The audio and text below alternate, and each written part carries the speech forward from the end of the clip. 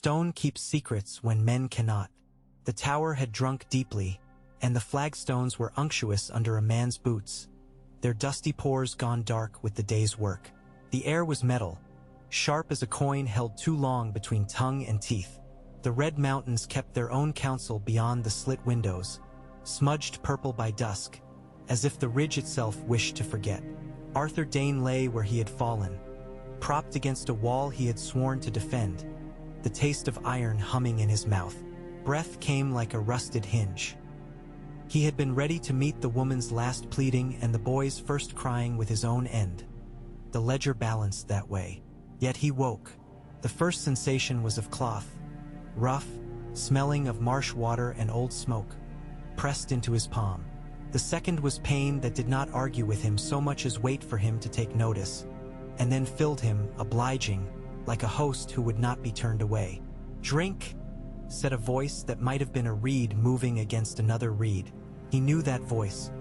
He had not thought he would live long enough to attach it to a face again. If he turned his head, the stars would wheel and spill and it would not matter.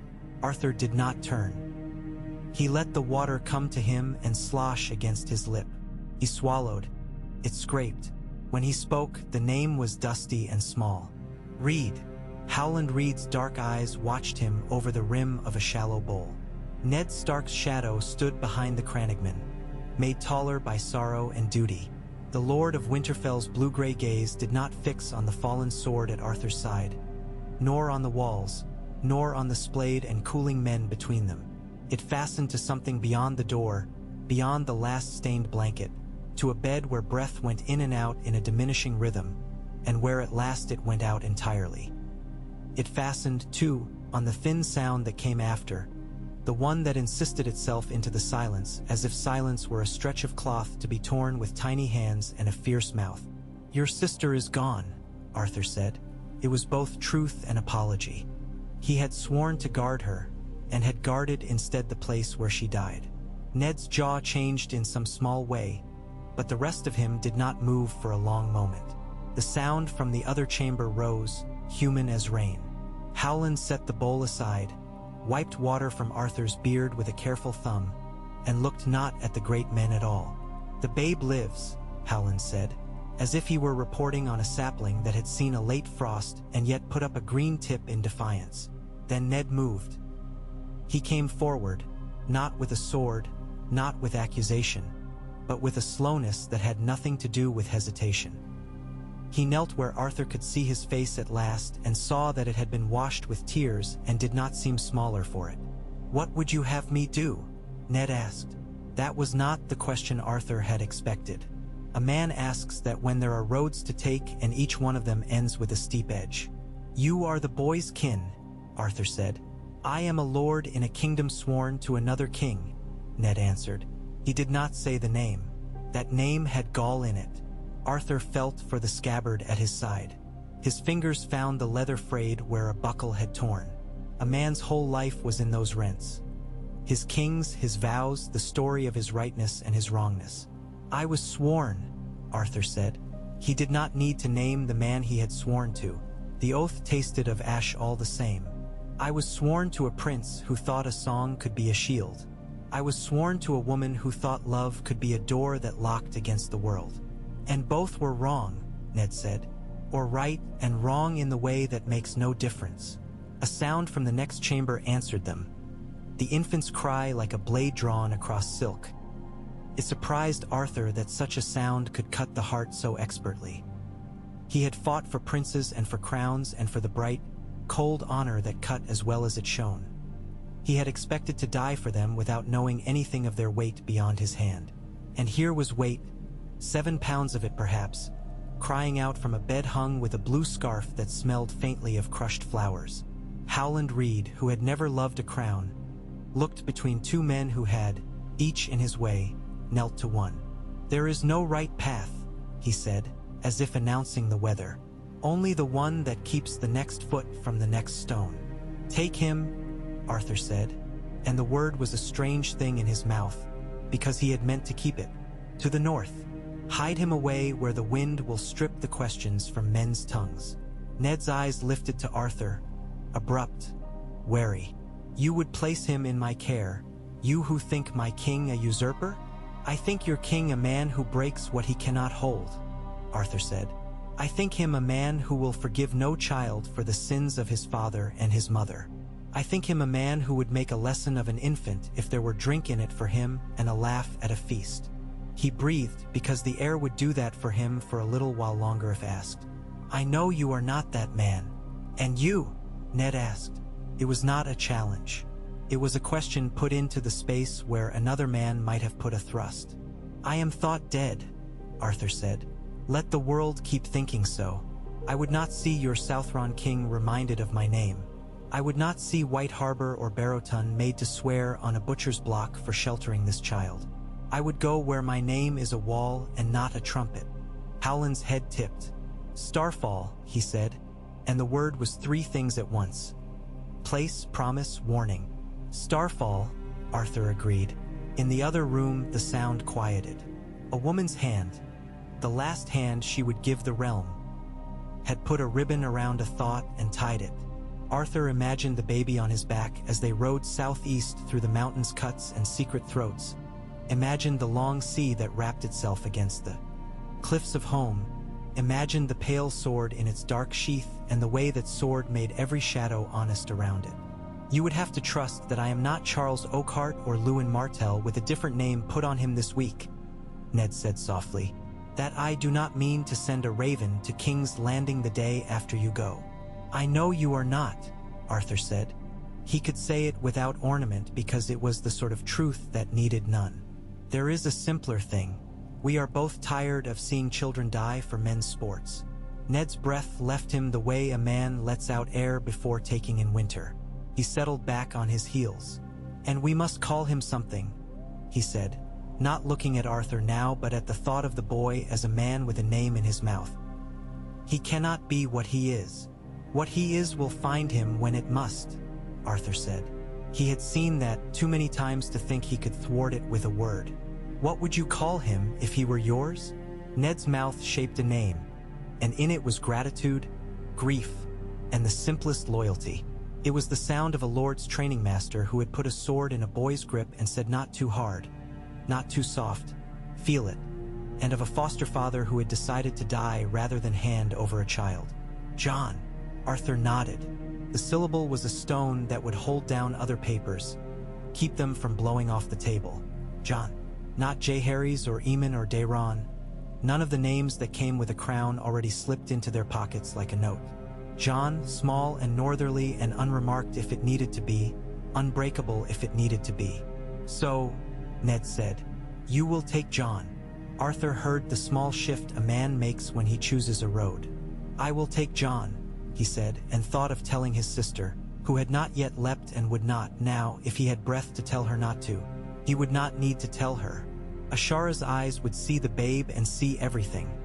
It was their curse to see all at once. Howland Reed rose and moved toward the other room. He left the bowl by Arthur's knee. Ned did not rise yet. He looked at Arthur with a soldier's appraisal, inventorying wounds, measuring the way the man's mouth set around them. "I could kill you," Ned said. "You could," Arthur said. "It would be easier." "It would," Arthur agreed. Ned breathed out through his nose. "I am tired of easy things that lead to hard endings." He stood and there was a stiffness in his leg, a pull of healing skin where an enemy blade had kissed him, the same kiss that had taken two of the men who had called Arthur brother. "I will have a horse saddled for you, and food and a skin. Reed will pack herbs for your worst hours. Do not let them turn into days." Arthur nodded. Ned Stark went to say goodbye to his sister, and to the boy in whose face she had made a last stand. The wind took them into the morning. The Red Mountains were not cruel unless you bullied them. Arthur coaxed his palfrey along switchbacks and narrow cuts, past bristling ocotillo and the pale flat discs of prickly pear that kept their own counsel. He rode hunched and quiet, the child wrapped close against him in a shawl of woven lemon-colored thread. Howland's pace burned inside him in a slow, patient way, setting him to sweating until the sweat itself became a second river under his skin. He let it carry him. He has always trusted things that ran in their channels. Rivers, blood, honor. The boy slept and woke, slept and woke. No one would think him remarkable unless they understood what had been arranged for him. He had lioness stubbornness in the line of his small mouth even then, and Rhaegar's silence in his bones. Arthur found his hand going of its own mind to touch that small brow, to press a thumb there as if measuring a fever, as if the heat under his skin were a blade to be tempered properly now, not later. The mountains loosened and let them through at last. On the far side the land opened with a sigh, steppe and scrub giving way to the long silver gray of the Torrentine River. The smell of the sea came up to meet them, salt and old kelp and the faint sour of drying fish, and with it something that felt like forgiveness. Starfall rose from its headland as if it had been born from the cliff itself, not built by men at all. Pale stone blemished here and there by salt, the sea gnawing at its roots like a patient beast. Arthur had dreamed of it as he bled against the tower's wall. And now the dream faded as true things do when you walk into them. They did not open the gates for a dead man. They opened them for Dayne, whose hair fell like a raven's wing over her shoulder and whose eyes were two kinds of evening at once. She met him in the outer ward, where gulls made a sound like laughter without humor, and she put her hand on his cheek. He had thought she would strike him. He had thought she would take her wrists in her own hands and turn them. She did neither. She touched him and then she touched the child. And then she put her forehead briefly to the pale scabbard that hung at his hip because she could not help herself. "You are late," she said, as if he had come in from a hunt. Then she turned and walked with him beneath the arch that led into the belly of the keep, where there were fires and carefully hoarded coolness and 1,000 small things that made a home. They brought broth to his room and clean bandages and a low basket filled with folded cloths for the child. Ashera sent the wet nurse who had fed 6 Daynes and tenants' sons and fishermen's daughters, a compact woman whose hands were cracked with brine. She took the boy without fuss and settled him, and when he latched she looked up at Arthur with the plain satisfaction of a craft well plied. "What's he called then?" she asked. "John," Arthur said. "Simple," she approved. "I like a name that does not stand in a room before its owner does." Ashera sent the woman away and stood over her brother like entry for a while in silence. Her eyes had bled their anger before he arrived, it seemed, and only the stain remained, a darkness that would not wash out. "Tell me all of it," she said at last. "Not the history a bard will make of it. The truth, all of it," he told her. He did not keep back the parts that made him small. She cut him open with questions, cleanly, and he let himself be cut. When it was finished she laid her hands over his, and he was glad she did not cry, not because it would have unmade him to see it, but because this was not a moment that could bear more water in it. "And you mean to keep him?" she said. "Yes, with all the men who would like the sport of taking him," she said without inflection. "With all the men who would like the sport of taking you." "Yes," he said again. There was peace in the insistence. He had decided where the next foot would go. "Then you will not be seen," Ashera said, in the voice of a lady who has thought of the carpenter's things as well as the painter's. "You died on a mountain. Your sword was returned to Starfall by a northern lord. We hung the scabbard in the hall of the morning and put the blade back where it sleeps. The people have already made a song about it." She lifted a shoulder, elegant even in weariness. "It is not a good song, but songs do what they do. They make lies that are convenient to carry." Arthur swallowed. "You meant to follow that song," he said. He did not shape it as a question. "I did," Ashera said.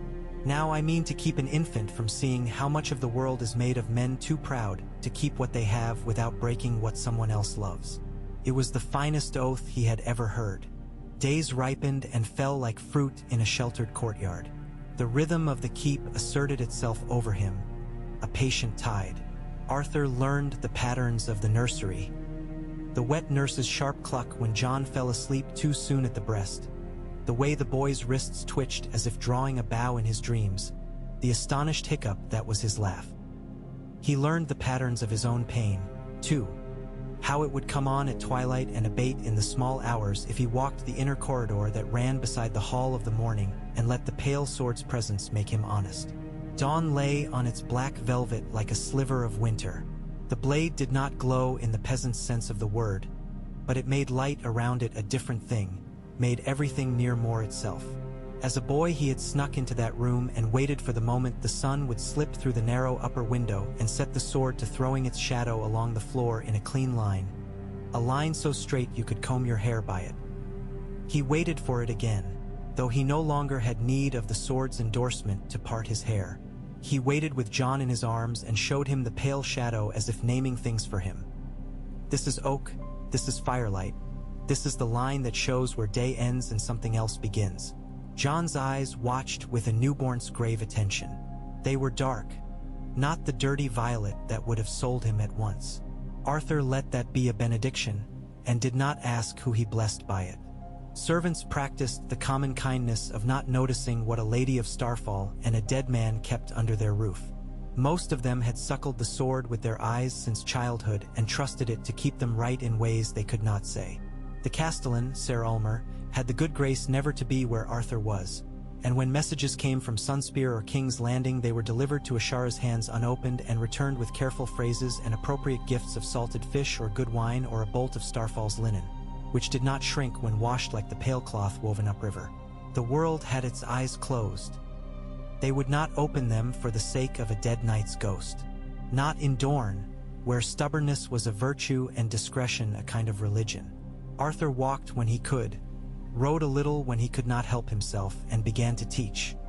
He found he could not wait for the boy to have words. He would put his mouth to Jon's soft ear and murmur, and when that small hand closed on his finger he would say the kinds of things a man says to a squire: how to wait, how to breathe, how to see. Because those things sink in long before language grows around them. The boy listened. It made Arthur smile in private to think that a child not yet steady of neck might already know how to put his weight in his feet, to sink, to be hard to move. Ashara, who had held banquets for men with 24 titles, convened an audience each morning for one person, her nephew.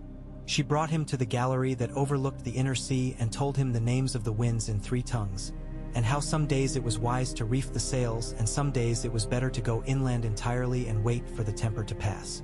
She laid out lines of shells for him, spirals and smooth ovals and broken teeth of an old beast, and made patterns that described how the river laid down silt and then took it away again, how men built and then watched the sea take their sand.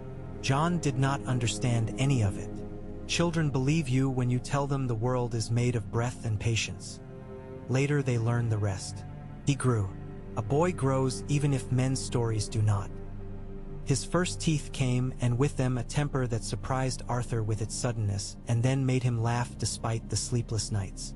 His legs took him where he wanted to go and then dropped him there when they were done. He learned the stairs up to the gallery by counting them with his hands and then his feet. He learned the taste of fennel seed on his tongue because the wet nurse, who had always got him to quiet with a few grains on her palm, believed in fennel more devoutly than most men believed in gods. He learned to say no first in a language of small stiffened shoulders and turned away head. And then in words that cracked open like eggs in his mouth and ran down his chin. Ash, he said, pointing. Ash. Not ash, Ashara said with a patience that had a jeweled sheen to it. Ashara.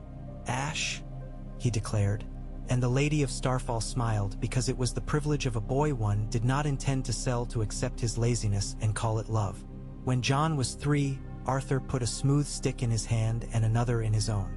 They stood in the yard where a fig tree grew against the inner wall, its roots worrying away the mortar year by year, as patient as the sea.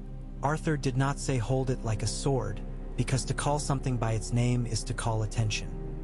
He said hold it here, and he put his big hand around Jon's smaller one and guided it not across the boy's palm but into it, the way one holds a thought that will not be improved by squeezing. Here, Arthur said. Feel where your arm ends and your hand begins. Feel where your hand ends and the stick begins. Then try not to feel where any of it ends. Jon's head tipped. The stick was serious in his grip. He fell over almost at once, of course, and then laughed and stood and tried again and fell again and did not laugh. That was his way. He met difficulty like a taskmaster meets a lazy apprentice. Not with rage, but with a settling of the shoulders that promised more hours at the work. When Jon was 5, he asked what the long pale thing in the hall of the morning was.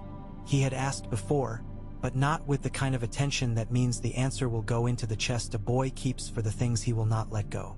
Arthur had been putting off this moment the way a man puts off the first winter fire. Once lit, it changes the season. "It is a sword," Arthur said, standing with the boy in that cool room where the light was always a little whiter than elsewhere, as if the sea had washed it first. "Its name is Dawn." "Like morning," Jon said. "Exactly like morning," Arthur said. "It is not like other swords. It is not better because it is stronger or sharper or more liked by men who fight. It is better the way morning is better than night. It is better because it makes a man see himself clearly." Jon considered this with the furrow that made him look older than he was. "It is yours."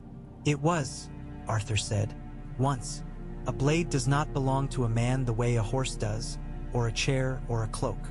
A man belongs to a blade like this one, if he is to be any good for anything at all." "Then why is it there?" Jon asked. "Because some things rest," Arthur said. "Because there are times when a man should not take up the tools that make him the person he thinks he is. Because the world has other work for that man, and if he pretends otherwise he will fail the people who trust him." Jon looked up at the blade. The sun threading through the high window struck it and sent a line of shadow down along the floor so clean and thin it looked like a drawn breath. The boy stepped into it and shivered as if cold had gone straight into his bones and then warmed him from inside. He smiled without knowing he had, and Arthur, watching, had to look away. There were other boys at Starfall. A lord's house makes itself full of children and dogs without any effort on anyone's part. Edric Dayne was born when Jon was 3, all limbs and wet hair and a cry like a fair trumpet. His mother died, and the hall learned that exhaustions do not undo joy but lay down beside it in the same bed. Edric grew with a blonde star's brightness in him, self-satisfied in that unconscious way of a child who has always been well held. Jon and Edric rolled in the dirt together and shared crusts and bruises and the secrets boys make out of things grown men would not think worthy of notice. A beetle with a copper back, a hidden gap in the wall that let you see out to the cliff face, the knowledge that the wet nurse sometimes fell asleep with her mouth open and that you could put a bit of bread there and she would snore around it like a pipe. Edric liked to talk. Jon liked to listen and then take the thing apart and put it together again and then tell Edric how it might be better. They made a pair the way a knife and a whetstone make a pair. Arthur watched them and saw what the world made when it had its way, boyhood's careless abundance, and allowed himself to believe that the world might, for a while, let their paired stars move unremarked across its sky. He kept out of sight when riders came, and they came as they always will. Messengers with sun banners and sealed letters, a mummer's troop with painted wagons and holes in their boots, a hedge knight with dust in his teeth and a wife who could not bear another son, men from the green blood with jars of river herbs and stories, a ship from Old Town with casks of wine and a book for Ashera bound in stiff leather. Arthur watched from behind shutters or from the shadowed side of the yard. He learned how to be a roomer in his own home. He made one long, careful journey inland once, to the hills where wood was still thick under the sun. He watched from a rise as a gray she-wolf loped along the creek below, and when he breathed he could smell cold. He promised Jon, who rode before him in the saddle with his chin raised to catch nosefuls of green, that the world was larger than one coast and one keep, and that they might one day go north where the trees made a roof over the earth and the snow erased a man's path behind him. It was a promise he had no right to make, but none of the promises he had a right to make had kept men from dying. Ashera sat at her embroidery in the afternoon with the sea open behind her like a second window. She did not favor flowers as other ladies did. She laid out constellations in careful thread, and sometimes when Jon brought her the hoop she had left by her chair she turned it slowly, so he could see the way one cluster of stars looked like a wolf and another like a cup and another like a sword W, with a line trailing from it into the dark. "Stars are not men," she told him when he set his lip at the idea of a sword. "They are themselves and will be whether you make them into stories or not. Learn to tell the difference between what is and what men say it is. Love both if you can. If you must choose, love the first." At night Arthur woke early and often and went to the baby's chamber. baby still, though Edric's legs now folded up like a colt's when he slept, and stood with a hand lightly on Jon's chest, counting. He had counted men's breaths in battle. A different sort of watchfulness was required to count a child's, less urgent and more exacting. Sometimes he dreamed standing there, brief dreams that left their taste on his tongue all day. Lyanna sitting by a window smoothing a ribbon through her fingers. Rhaegar watching a harp string, his head tilted as if he could make the air make music by staring at it long enough. Gerald Hightower on a pale horse standing on stone with his mouth a line no man would cross. He woke with a wetness in his eyes and did not wipe it away. In the morning the damp went with the splash of water on his face, and the day's work braided itself together before him, and he tied it off and began. When Jon was 7, Arthur took him to the hall at dawn and did not speak at all for a long while. The light came in white. The sword lay. The shadow went down the floor like a road. Arthur set a stool exactly where the shadow began and put the boy on it. "You will sit here until your legs ache," he said at last. "You will count your breaths until you forget what numbers are. You will feel your thoughts come like birds and go like birds. You will not chase them. You will not beat them away. When you are bored, you will stay. When you are sleepy, you will stay. When your belly complains, we will feed it after." Jon nodded. "What for?" he asked, and there was no complaint in it. He wanted the shape of the thing. "Because a man who cannot keep still will never be quick," Arthur said. "Because a boy who cannot sit in his own company without looking for a way out will meet a door one day and run through it without asking whose house he is in." He looked at the pale blade and let it make him say the thing clean. "Because you will carry someone else's secrets whether you like it or not, and you will need a place inside you that does not echo when they are dropped there." Jon sat. His small spine made its own decisions about straightness. He began to count and then forgot and began again, and when the helpless motions of a child came, swinging the feet, flicking fingers, he put them down as a man puts down a knife because he has picked up a cup. He endured. When he complained for the first time, it was a reasonable complaint. His toes had gone to sleep. Arthur smiled and moved the stool half a pace. Jon resumed.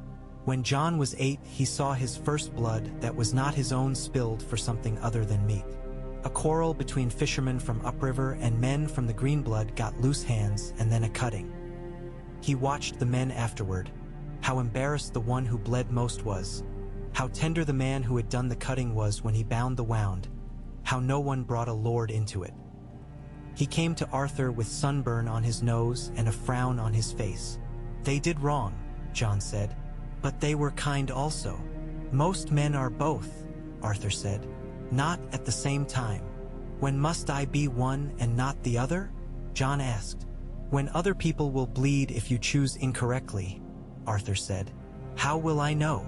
"You will be wrong first," Arthur said gently. "Then you will know." That year a hawk nested in the crags below the keep.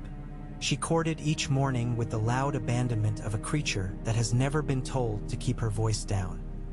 Jon found the spot where the wind off the water was right to hold him on a ledge with his belly on rock and his throat tight with caution. And most afternoons he lay there and watched the hawk teach her fledgling to fold the air to its uses. It learned as boys learn to fight.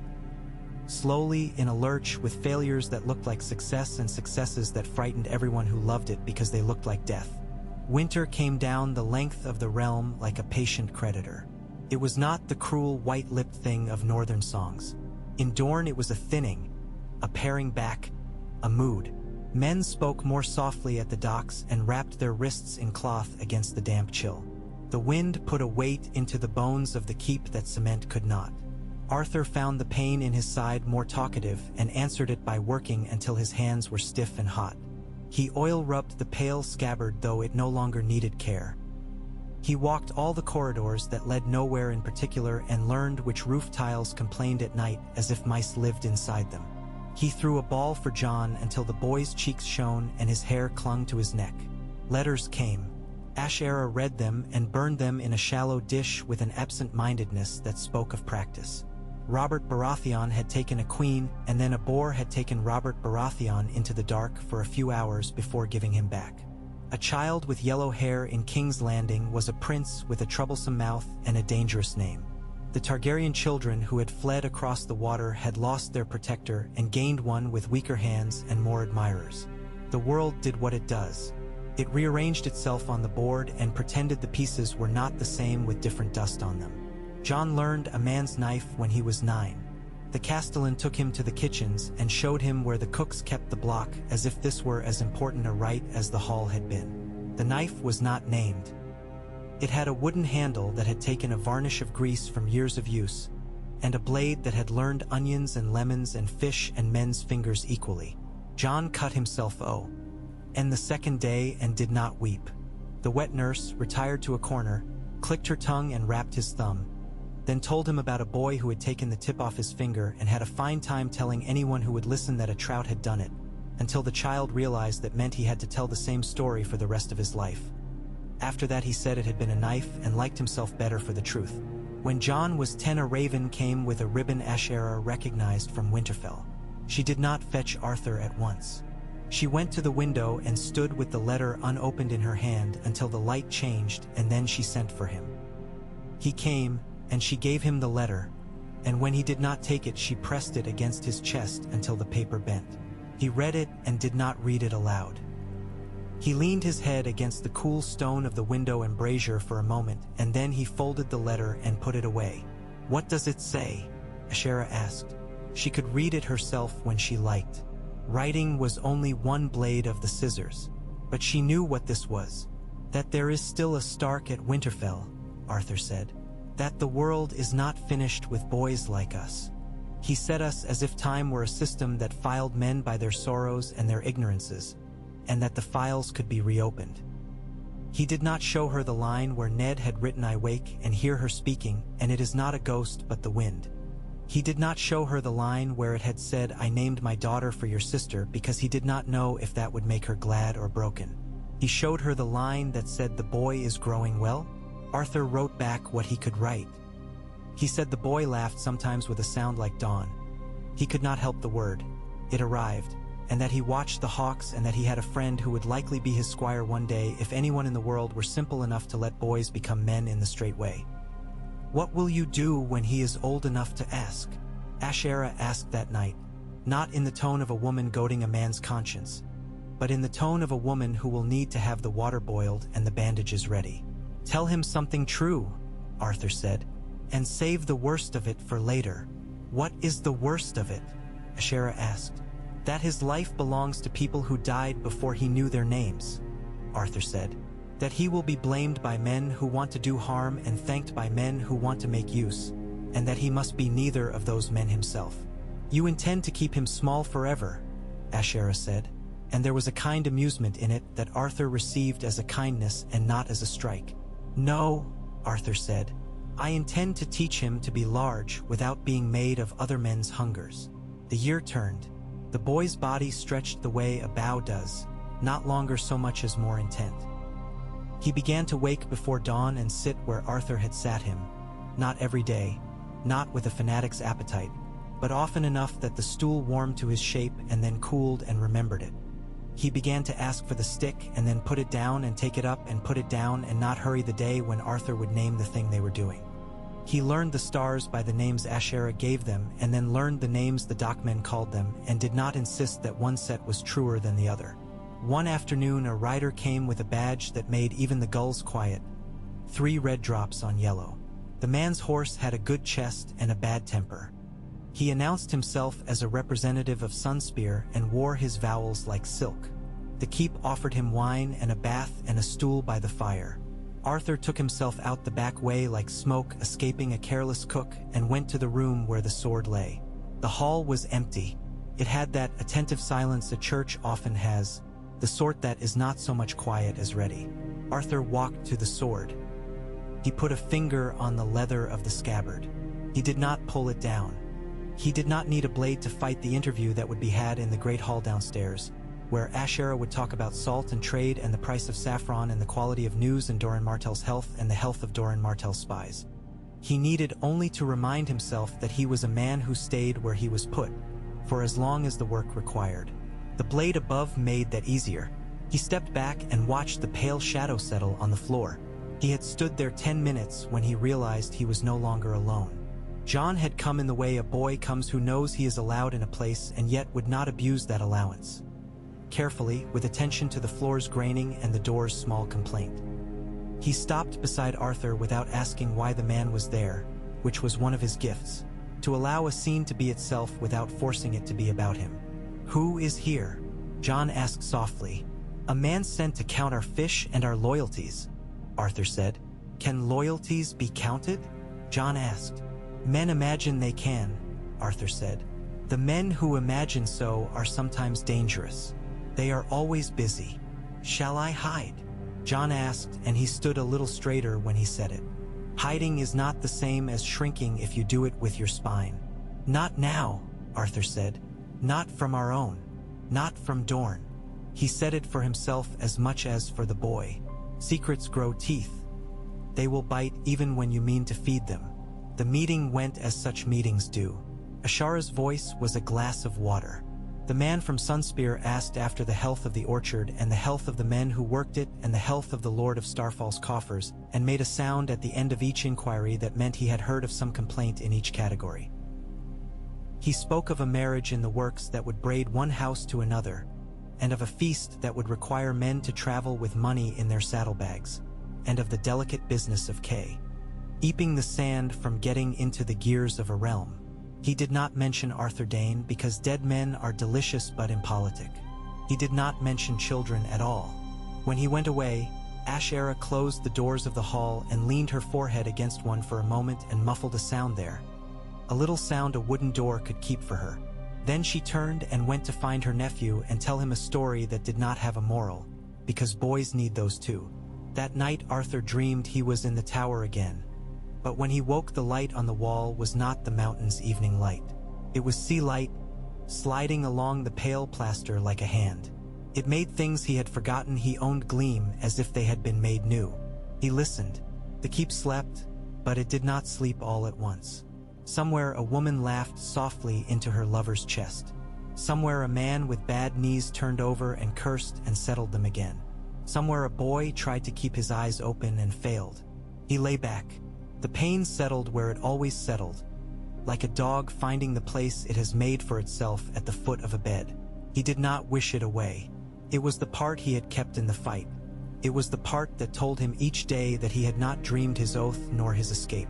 The next morning Jon brought him a shell shaped like an ear and insisted he listen. Arthur put it to his head obediently and made an appreciative sound at the whisper, though the sea's old secret did not interest him as much as the boy's pleasure in it. Jon laughed and said the sea was telling him stories. "It says the wind does not care for walls," Jon said gravely, exactly in the tone Ashara used when she offered him something valuable and did not require him to like it. "Why's the sea?" Arthur said. "Do you believe it?" Jon asked. "I believe the sea believes it," Arthur said. "I also believe in walls." Jon tipped his head, absorbing. "Both can be true," he conceded. He had learned that. He would need to keep it. When Jon turned 11, Arthur gave him a real blade, short and honest and unremarkable. They went down to the yard where the fig tree put out its first sticky leaves, and the castellan watched with an expression he did not think anyone saw. Arthur showed Jon how to keep his feet soft and then how to be a rock, how to let a man's weight do half your work for you, how to listen with his skin. He did not say remember or heed or any of the verbs men used to make boys carry too much. He made each lesson a thing with a beginning and an end. Jon carried them anyway. He collected them as he had collected shells, each with its own whisper in it. The boys of Starfall circled them like gulls, silent for once. Edric stood with his hands fisted and his mouth open, his body halfway into every stroke Jon took. When Jon dropped his guard at the end of an exchange and grinned too broadly, Arthur tapped the inside of his thigh with 2 fingers. "Do not finish before the thing is finished," Arthur said. "Men will kill you for celebrating." Jon sobered at once and nodded, a little stung, and then came on properly. When Arthur stopped him with a hand raised, he said good and meant it, which was rare praise, and Jon's face did not change except for the way his eyes did, opening a fraction to let a coin of light in. Ashara bought him a scabbard lined in wool that would keep salt off his blade, and a shirt cut to let him raise his arms without binding, and a second shirt she had sewn herself with little stars inside the hem where no one else would see them. Jon kissed her cheek gravely because he was not a boy who put his gratitude into laughter, and Ashera smiled because it was good to be loved by a serious child. A green boat came up the river one noon, its hull painted with a fish that looked as if it meant to sigh rather than to swim. It brought a man with a feather tucked behind his ear and a packet of letters wrapped in oilcloth. 2 were for Ashera. 1 was for the Castellan, who could read and pretended otherwise when it suited him. 1 was for a person unnamed, and it was this one that made the feathered man look at Arthur in the way men sometimes look at a shadow that moves as if it has the habit of moving even when no one watches. Arthur took the letter in a room where the light fell in a square on the floor and made dust visible like snow. He opened it with a nail and read it once and then again. It smelled like marsh. Howland's hand had not learned elegance in the intervening years. It had learned certainty. The words were plain. A prince across the water had discovered that his older sister's shame could be useful. Men with pale hair and sharp jaws said the girl had dragon's blood and could not be hurt the way ordinary people could be hurt. They would marry her to a man who needed a name. They would put them on a ship and make waves into a road. In the north, a boy with black hair was learning that he had a dog's pull toward the snow. One day the 2 of them would pull at the same piece of cloth. Howland recommended nothing. He merely described the weather. It was the kind of mercy Arthur valued most. That night in the hall he did not sit. He stood with a hand on the stone ledge and his eyes on the blade and waited until the line fell along the floor and told him that if he took a step it would be a step, that there was no trick that would make it something else. He took a step, took him nowhere. Sometimes that is wisdom too, he told Ashera. She took the news and set it among her embroidery threads. She did not set it aside from the rest. She let it live there, tangling itself among the bright lengths, snagging on her rings sometimes, reminding her that the world did not lose its hunger for the children who belonged to house and sword. Then she poured wine and went onto the balcony and drank it with Arthur, not for the wine but for the sight of the sea exchanging confidences with the wind. They did not speak. When Jon came after a quarrel with Edric, a quarrel that had had no cause and no winner, he found them thus and sat between them, and none of them thought that odd. Year by year the boy took on weight the way a blade does when it is properly made. Not heavier, exactly, but denser, serious in ways that made the idle watch him and fall quiet.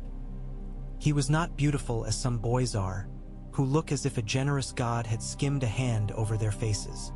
He was a boy who would be believed by men who had seen too many beautiful boys fail to do what they had promised. He was a boy who could own silence. He was a boy who already carried something in him that made dogs look twice and then wag their tails. Arthur taught him to lose. Men who have never lost do not know where their edges are. He sent Jon against the Castellan when Jon was certain of his legs, and watched him be taken down in a tangle of elbows and patient hips. He sent him against a fisherman with bad teeth and a long reach and watched him go red-faced and sullen, and then watched the man's feet, as he had been told, and let the fight come to him rather than going to fetch it. He sent him against Edric from time to time, because the boys loved each other, and it is good practice to lay a blade along someone's intent without cutting what you love in him. Not everything was lesson and practice. There was a day when the sea laid a treasure on the beach, a long length of rope that had once been a net, but was now more memory than tool. The boys made a dragon out of it and told each other stories under it until the afternoon went thin and their voices did too. There was a day when the olive harvest was taken down and the air smelled of bruised fruit, and the cook gave the boys a bowl of oil and said go, and they made the floor of the yard slick as ice and slid laughing until the Castellan came out and pretended to be angrier than he could manage. There was a night when the storm came in from the west all at once and went through the keep like a man through a door he has not paid for, and Arthur carried Jon down to the lower levels and felt the boy's heart beat through his shirt, and the boy's head on his shoulder was a weight that answered an old need so exactly that Arthur had to set his jaw to keep something true from escaping his mouth. If the world had meant to leave them there forever, it would have had to become a kinder place than it was. Men remembered. Men counted. Men made lists. One spring, when the lemons blew sweet scent across the yard and the doors of the keep were all propped open to let the wind move the heaviness out, a man with a soft face and clever hands came to the gate. He was a painter, he said, from Old Town. He had painted the Hightower's boy and the septa who read to him. He had painted a dog so true in the house of a wine merchant that the dog attacked it every morning. He had heard that Starfall kept the most beautiful sister in Dorne. He had come to paint her as a gift to himself and to posterity. He had brought canvases and oils and his own bread and his own stool.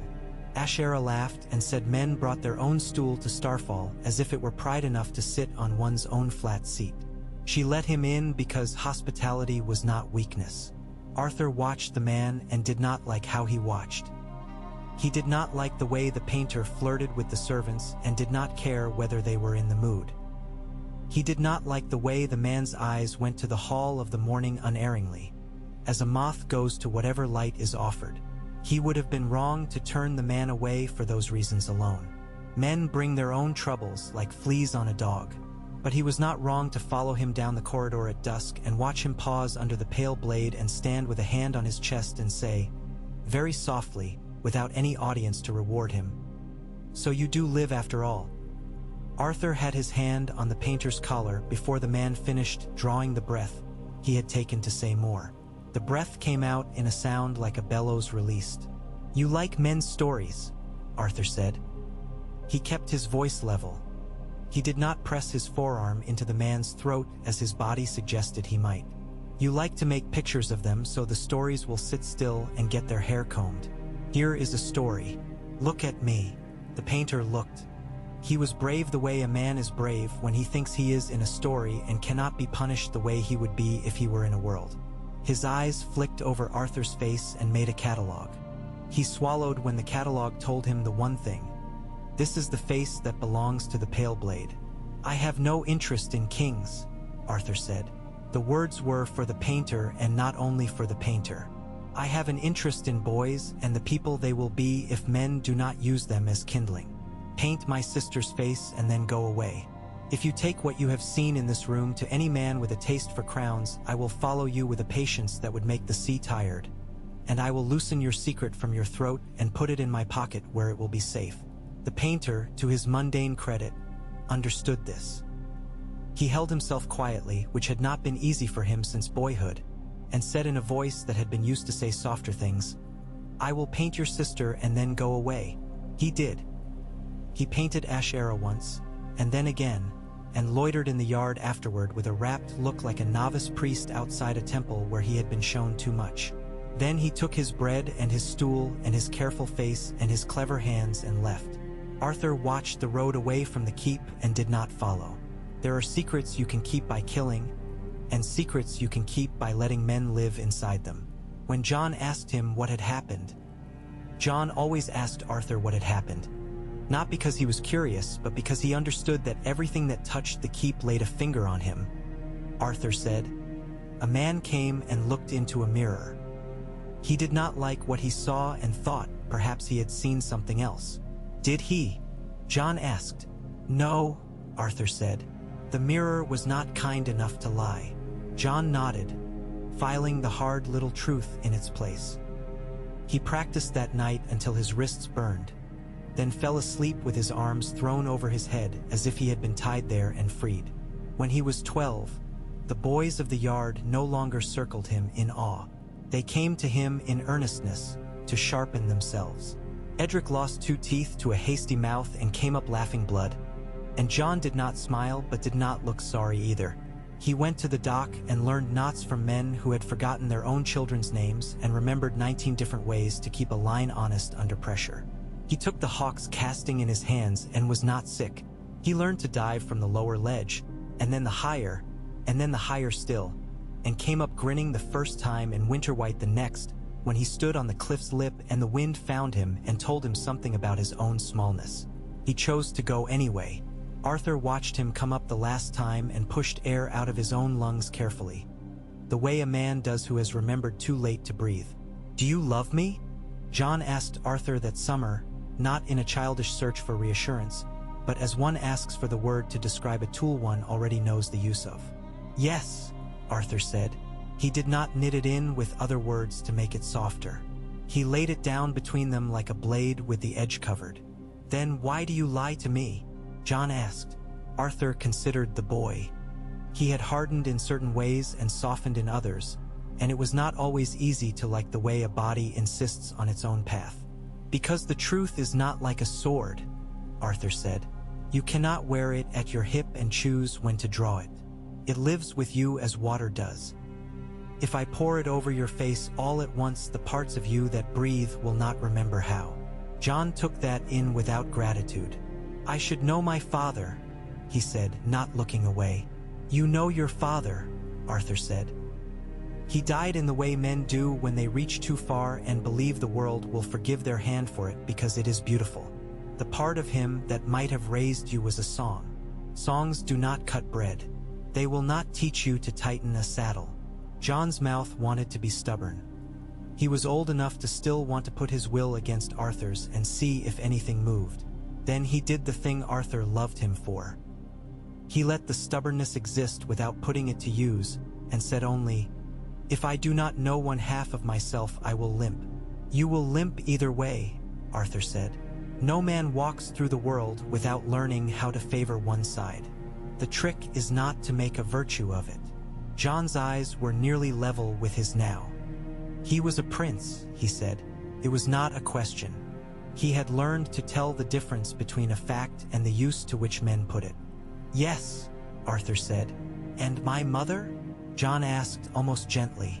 Arthur could have lied then, not with falsehood, but with an omission that has a pretty smell. He could have said she was kind, or she loved you, or she died bravely, all true. He chose instead to take a sip of the water and offer it again, not drown the boy. "She was a woman," he said. "She was very young. She was very stubborn. She was very sure. She did not understand how wide a river runs when it runs between a man and a crown." He looked at Jon and let that be enough for now. Jon waited a long moment and then nodded. He did not demand the names. He had learned the economy of not asking for what he could not carry yet. He went out into the yard and practiced until the light lay flat on the ground, and then practiced a little more, stubborn not for its own sake but in the service of something he could not have named. The realm pulsed and sighed beyond the keep, great men taking and losing breath. A lord in the riverlands threw feasts that made men salt their envy as if it were meat. A different lord in a farther river took girls in exchange for grain and made a fortune in resentment, which lasts longer than coin. A boy at the wall swept snow and watched the sky and learned that it could be both beautiful and indifferent. A girl in the east learned a language and a kind of patience. In the south, in Dorne, in a castle with walls that listened and a blade that made voices honest. A boy learned to be himself in the shadow cast by a sword that had belonged to the man who was raising him. When Jon was 13, he killed a boar. It was a small boar, bristled and mean, that had come down to the lower orchards to wreck the late figs and root at the tree's tender ankles.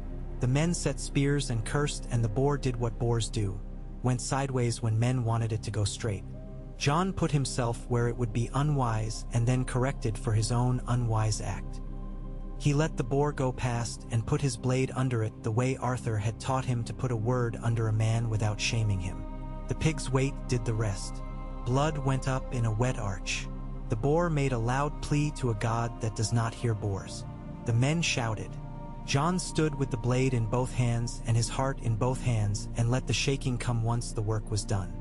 He looked up, then, and saw Arthur on the low rise above the orchard, standing with his hands behind his back, as if watching a demonstration rather than a boy becoming whatever a boy becomes when he first kills something with a name bigger than fish. Arthur did not smile. He did not nod. He did not wave a hand in approval. He stood and let Jon see that he had seen. When Jon came to him later, he put a hand on the boy's neck as a man does to show a horse he is there and said, "You did not waste any motion." And Jon's mouth went tight and grateful because the words were clean. "You have Alwa. Wes told me I must not rush toward a thing," Jon said. "And yet I would have gone if Edric had been in front of it." "Yes," Arthur said simply. "That is why we practice. Not to make you cautious when you should be brave, but to make you brave without being a fool." "Were you a fool?" Jon asked in a breath. "Often," Arthur said, "and I was brave, and sometimes the world forgave one with the other." He looked toward the hall and the pale line that would later mark the floor. "I am trying to teach you what I have learned with my scars, so you do not have to earn them yourself. I have some of my own already, Jon said, and Arthur smiled and allowed joy to show unguarded.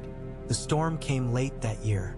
It hung in the offing all afternoon, gathering a kind of authority to itself. In the evening, it crossed the water in 6 strides and took the house in its hand. The walls thrummed, doors rattled, and then decided to rattle no more.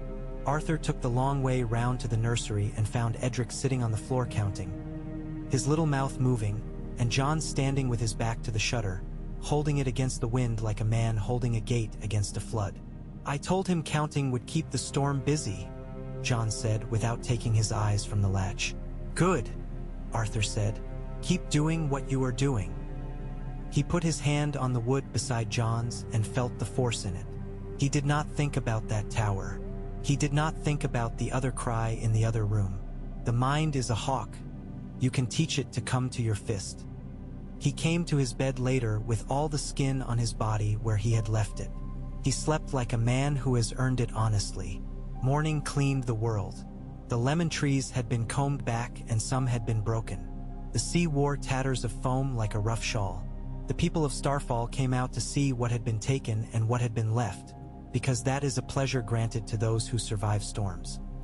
Jon went down to the beach and walked with his head bent, hands behind his back, a scholar looking for a text.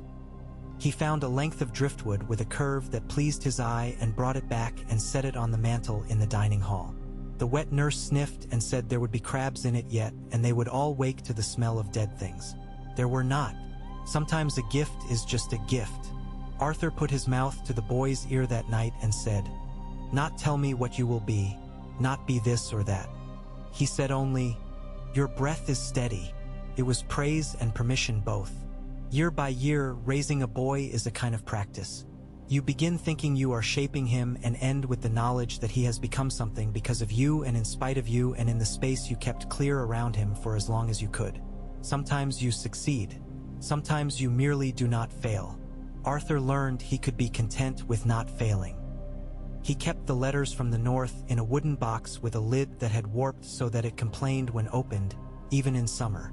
He read them when the house slept and did not read them twice. He wrote back with news about fish and boys and winds, and with that sentence he had learned to value. He is well. He did not write the sentence he sometimes heard inside himself while he walked past the hall at night. It was this, "I am forgiven." He did not put it onto parchment because it was not complete. The next part of it was the part he could not write. It was this, "I forgive." That part would have to be work for another season.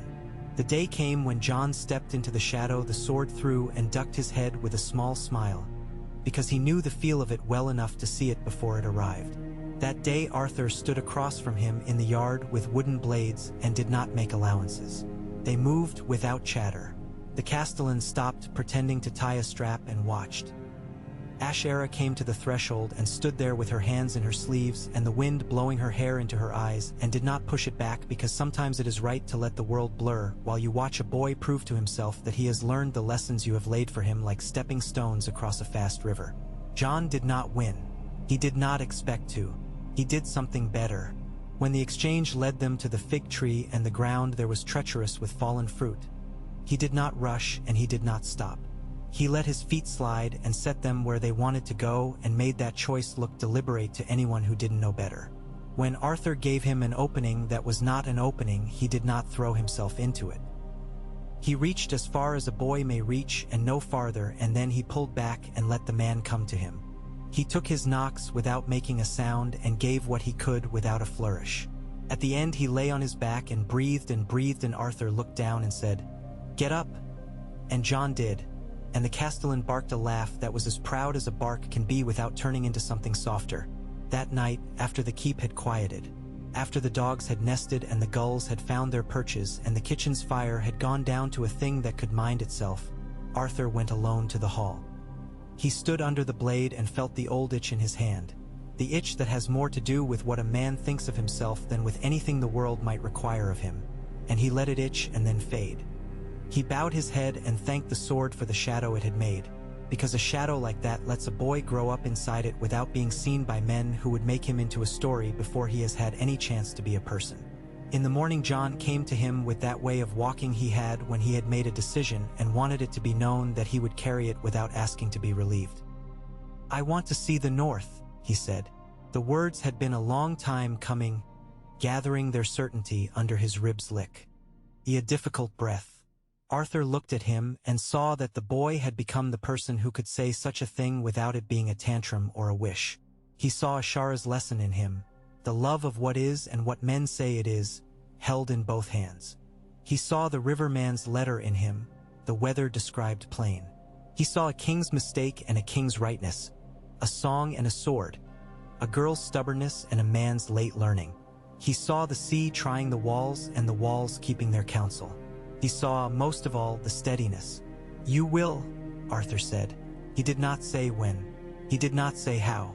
The when and the how were work. He would light that fire when the air around it was right. Jon nodded. He did not ask if or why. He went out into the yard and stood for a while in the shadow the sword threw, as if he could draw it up into his bones by osmosis, as if he could be made of morning where men were made of other, darker materials. Then he went to the dock and learned a new knot from a man whose beard had become a place where salt collected, and tied it with a mouth that did not smile but could have. The sea went on to say the wind did not care for walls. The walls stood and said that the sea was very beautiful.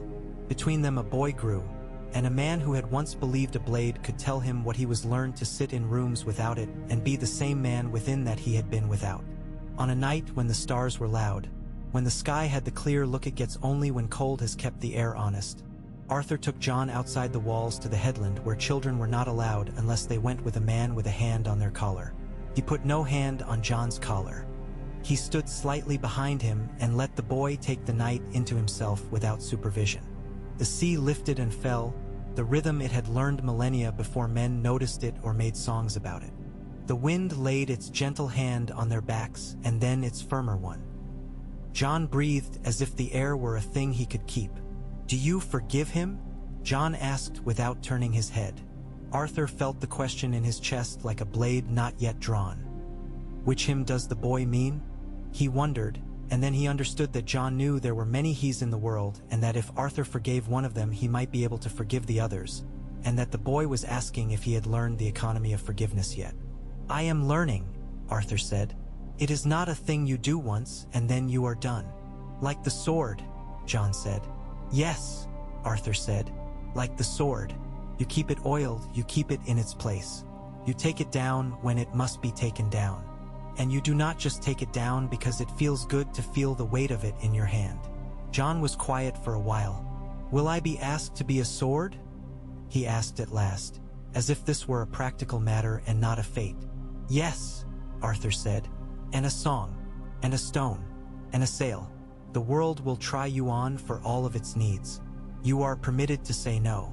You are required to say no sometimes. And if I say yes, you had better know why," Arthur said. "And you had better have a place in you that is not touched by any of it, or you will become the work men make of you, and not yourself." Jon tipped his head back and took the stars in as if hungry. He lifted a hand and drew a line through the air where Ashara had taught him to see the sword in the sky. "That one," he said. "Yes," Arthur said. "That one." They stood until the cold found its way through all their layers and then a layer more. They turned back toward the keep without hurry. Behind them the sea made its old argument with the rock and lost again, content to lose. Before them, in a hall made for a blade, a shadow would lie along the floor in the morning, and a boy would sit in it and breathe until he forgot to count, and then remember again, and then forget again and grow. They did not speak of the north again for days, which meant they spoke of it all the time, the way a house speaks of rain by putting buckets under the drips and not remarking on the weather. Ashara began to put aside shirts in a chest, not to hoard but to prove to herself she could provide for a future without announcing it to the walls. The castellan walked the stables twice each evening and came back smelling of horses, and when Jon asked him about the temperament of the grey mare with the good eye and the cut to her left fetlock, Ser Ulmer answered as if the boy had asked which sea lay under the balcony. "You know it," he said. "Only ask if you do not." Jon smiled without showing any teeth and did not ask again. He went to the mare when the heat had pushed the insects down and the wind was a cool hand on the back of his neck, and he stood with her long face against his shoulder, the weight of a creature who could kill a man with carelessness and did not. Arthur watched from the yard gate and felt a little knot in himself loosen. A boy who does not lie to a horse will find it hard to lie to himself later, when the world asks him for an account. In the hall, dawn went about its work. The sword lay, and when morning slipped thin over the horizon and into the narrow window high above, the blade did what it had done since men hung it there. It turned the light honest and put a truth down the floor as thin as a reed and as unbending. Jon sat as he had been taught, and when he stood his legs shook only a little now. His face did not yet have the parts in it that would make men say he was handsome. It had the parts that would make men say they would trust him with a lantern in a wind. "We will go north," Arthur told Ashera when the sea's mood was right to carry heavy words out to where they could do no harm. "Not to Winterfell, not yet, to the marshes, to Reed. The neck will hold our step without calling attention to it." "Reed's Bend," Ashera said. She was sitting with a hoop, and at the moment the thread pulled stars toward one another that were not neighbors in the sky. She did not always respect cartographers. "They also sing when you rub them together if you do it right. He will have songs we can bear. Less the song than the weather," Arthur said. "He will tell me where the ground gives under a man and where it holds. Then you will tell me later where you think the ground gives and where you only fear it does," Ashera said without looking up. "I would have my share of this too." "You have had your share of too much already," Arthur said, but he kissed the crown of her head, and the hair there smelled faintly of lemon peel and something sharper beneath. She hummed. A small sound turned inward, and pricked her finger and did not flinch when the blood came. She put the dot on the cloth in a place no one would ever see, a little bright bead among stars. They went in the fashion of men who intend not to be noted. The day they left the keep held its breath and then let it out again somewhere else. Ashera stood on the balcony with the sea at her shoulders and watched them go without waving. To wave is to make a line with the arm, a bright moving thing, and there are times when you do not draw a line to yourself. Her face was composed, but her hands were busy inside the sleeves of her gown, turning, pressing, counting. Edric stood at the yard's edge with his knuckles white around a smooth stone, as if he needed to hold to earth to keep from leaping after his friend. He did not call. The wet nurse crossed herself in the way of her mother's mother and spat, not at the travelers, but to the side, to keep bad spirits from following men who had already enough with them. They took 3 horses and a pack mule with more opinions than sense. Arthur rode the roan he favored when he wanted to be another man, neither daybright nor dark enough to be remarked on. Jon had the gray mare, who went with her ear turned back for his voice, as if she found the boy's tone a little thing worth keeping. The mule's name was Pebble because a man had once named him Boulder and had later learned a kind of humility.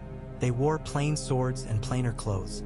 Arthur had a bundle with Herbs Howland had once packed for him in a tower that had been unkind to promises. He had not used the last of them. He had also a small packet of letters tied with a ribbon Ashera had chosen for other business. A man carries what is given to him. Sometimes the weight is a comfort. The road out of Starfall is a suggestion rather than an order. It presses a man gently toward the interior until the interior puts a hand on his chest and says this way instead. They went at the hour when the day has not yet made its declarations, and the sound of hoof on earth is as discreet as it will be. Jon had his eyes at work the way a boy's eyes work when he is permitted to tuck a sword at his hip. He wanted to see and be seen doing it and to pretend he did not want either. Arthur let him look. Seeing is learning. Only later do you teach a boy to hide what he has learned. They did not take the Bone Way nor the Prince's Pass, where even the polite rocks keep a tally of the men who have slipped and fallen, and the inns gather stories faster than cheese rinds gather flies. They took a shepherd's path that rejoices in the fact that shepherds do not write their paths down. It ran along a narrow valley and then up through scrub and stone where wiry trees had learned to grow with their trunks bowed to the wind, and it brought them to a little saddle between hills where the air smelled of thyme crushed by goats and the light lay on the rocks like a hand flat against skin. They slept the first night with their heads turned toward the wind and their feet toward the mule, who snored with a conviction impressive in a beast so small. Jon asked one question, and it was about water. Arthur showed him where the land held it in a crease, under a mat of plantain leaves. He showed him how to move the leaves back without tearing them and how to cup water in hands not used to being careful. "In the north," Arthur said, "you can eat snow. You will want to. Do not do it when you must stay warm. Melt it first. It will cost you more heat to make water of it than you will get by putting it on your tongue." Jon nodded as if there were a man behind him taking notes. He looked at the edges of the world where the land was already thinking about being something else. He did not speak of the north. He spoke of the mule, who had bitten him and then put his nose against the boy's wrist as if to deliver an apology that was mostly amusement. They went on. In time, the Red Mountains uncoiled behind them, and the land was the sort that belongs to more than one lord over the course of a king's lifetime. Men had built walls that had fallen and then used the stones to build fences, and then let those fall too and piled the stones for sheep to use as shade. The road found itself again and then lost itself again, and it did not matter. Arthur had the sun, and he had a habit of making his body a compass that served as well as any of the devices a maester would fetch from a box. Once, near noon, they came on a shallow water where reeds stood in a thoughtful mass, and a low hum of insect life rose like a prayer from the pool. A boy in the water looked up with only his eyes showing above the surface, then slid away as if his head were not attached to the rest of him. Jon stiffened without knowing why. Arthur did not stop him from feeling the jolt. He only put a thought in the boy's ear. "Do not reach for the thing you cannot yet see," he said. "If it is a fish, do you intend to beat the water with your hands? If it is a boy, do you intend to chase another boy into the reeds and not be laughed at by his mother? What if it is a man?" Jon asked, his breath a small measure faster. "Then we keep our feet where the earth can find them," Arthur said. "And we speak first." He did the speaking. He named himself Har, on of the march, which was true in the way a man who has gone to the end of his pledge and come back by another road is true. He said the boy in the water had the right of it. He had seen men and decided they were irrelevant. He asked if there were a woman nearby who had bread she could be persuaded to exchange for a piece of cheese and a knife to cut it with. A woman laughed nearby. The reeds parted. The boy came up with water shining on his shoulders, deft as a fish. He was a bog boy in training this far south, chancier than a proper crannogman. His clothes patched and stained with the interesting colors of standing water. His accent put his home in a village that had to move itself every decade when the stream decided it would go this way instead. His mother gave them bread and news in equal quantities, and a look that said she knew when men with good posture lied politely. Arthur took her measure and returned it without presumption. Jon listened to the news, which was simple. Lambs born early, a man with a cart stuck in a rut and rescued by sheer numbers and laughter, a trader from Old Oak who had promised fairness and delivered it more or less, a girl whose hair had been braided too tight. He asked the boy about the fish. The boy said they were shy and had a taste for things that did not taste like the worms men offered them on hooks. "They like boiled barley," the boy said, and Jon nodded as if this were the sort of intelligence a man should tuck away carefully. They slept that night near a stream so clear it made a man feel unworthy for putting his hands into it. Jon set a snare with more hope than experience and caught nothing with more grace than disappointment. Arthur showed him how to look for tracks in the morning when the light is low and cuts across the ground so that even a slight scuff casts a shadow. A fox had been there in the night, red as a wound where it crossed the stream and shook itself dry. Jon crouched and touched the imprint of a paw with one finger as if reading the page it had written. "Do you think we will meet wolves?" he asked. "Do you wish to?" Arthur said. "I wish to know if I wish to," Jon said. "That is better," Arthur said. "The north will answer you either way." In the marches the air thinned and cooled by hours. Men wore their swords with more apology and less theater. At the Stoneway, a minstrel played an old song about a prince and a girl and a river, one of the songs that makes the river seem like a willing co-conspirator rather than a thing that minds its own business. Arthur sat where he could see the door without looking, as if he chose his seat for that reason. Jon sat where he could see the minstrel's fingers. The singer made a meal of some of the notes and starved others on purpose, which was a trick and not a lie. When he came to the verse that said the prince loved as if love were a clean blade, Arthur's mouth tightened as if a stitch had pulled. Jon felt it against his own spine and set his teeth together to keep from looking. The song ended. The room gave back to itself its own sound. Arthur put a small coin in the singer's dish when he passed. He did not say what he would have said if the world were kind enough to permit men to be honest in public houses.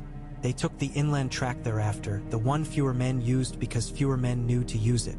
They met a drover with a small herd of cattle shaped like opinions, and shared water with him and listened to him talk about a man at Blackhaven with a mouth like a door that would not shut and a wife who ran a kitchen that could make a broth out of boiled air.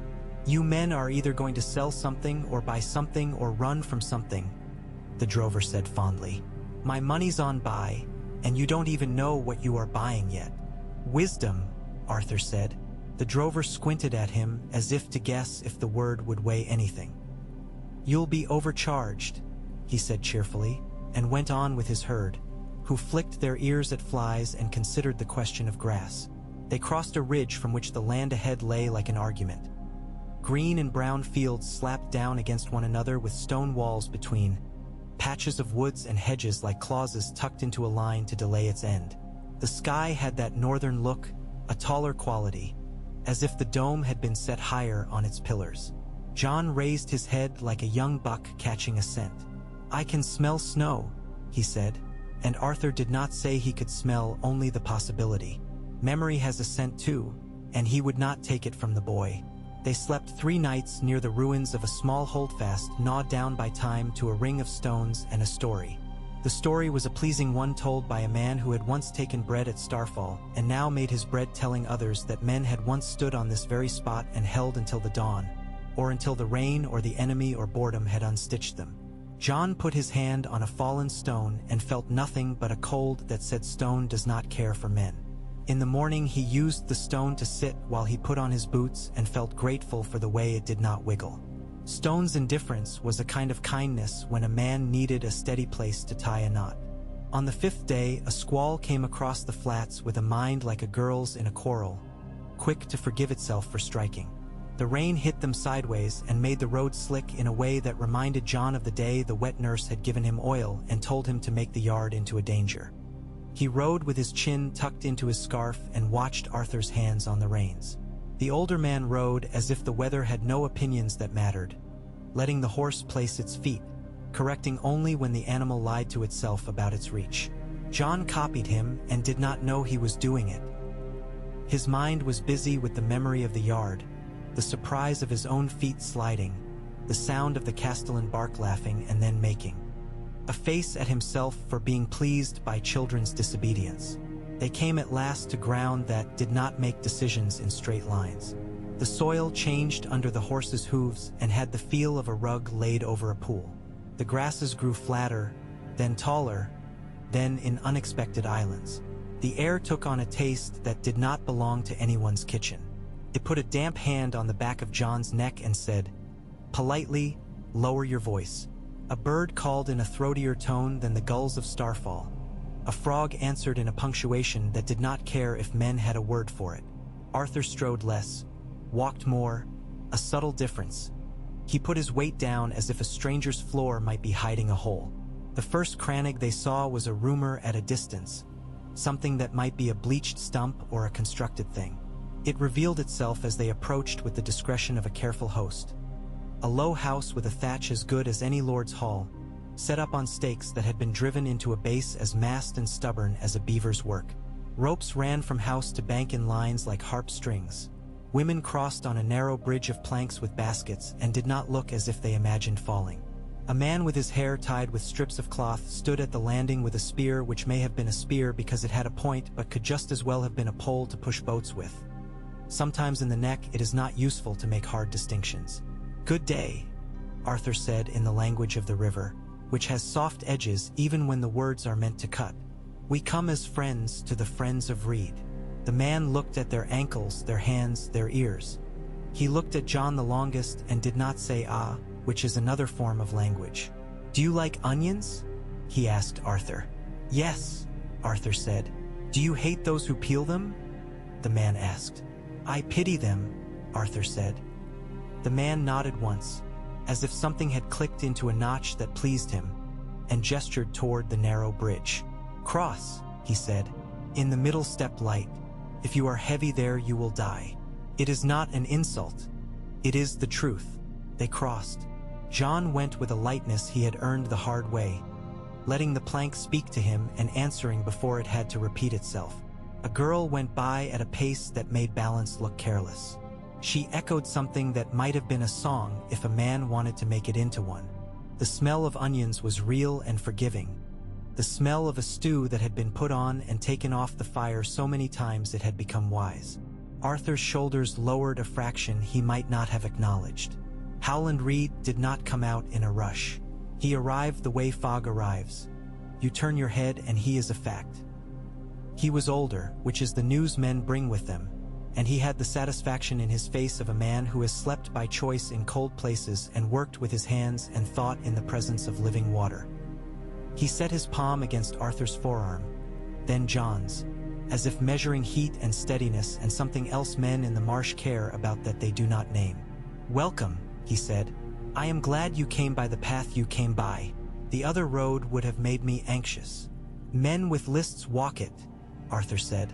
"Yes," Howland said mildly, "and men with empty pages in their heads who intend to fill them with your name. I do not like to see men satisfied for such reasons." They were given a plank table near a narrow window where the light came in as if the house were drinking it. A bowl was set before each of them with onions and a few beans and a little meat. The broth had been tending itself all morning and had learned civility. It did not scald the mouth. A woman put bread on the table and said, without ornament, "It is better if you dip it." And Jon considered that advice weighty enough to obey, though the particular piece of bread in his hand did not require much persuasion to be eaten.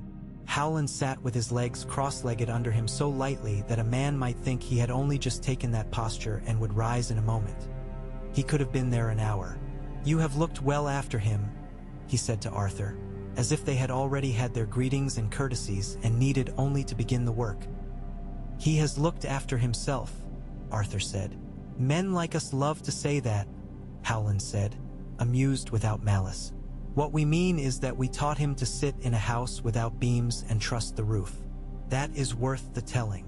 Jon watched them with the careful attention he gave to the castellan's drill when Ulmer had particularly enjoyed his wine the night before and was therefore less likely to let the boys do themselves a mischief by rushing. He did not speak until his bowl had produced its last gift and he had learned the trick of pulling the last fruit of an onion from a soup without making a show of it. "The north smells different," he said. "Less like salt, more like something that was asleep and woke up."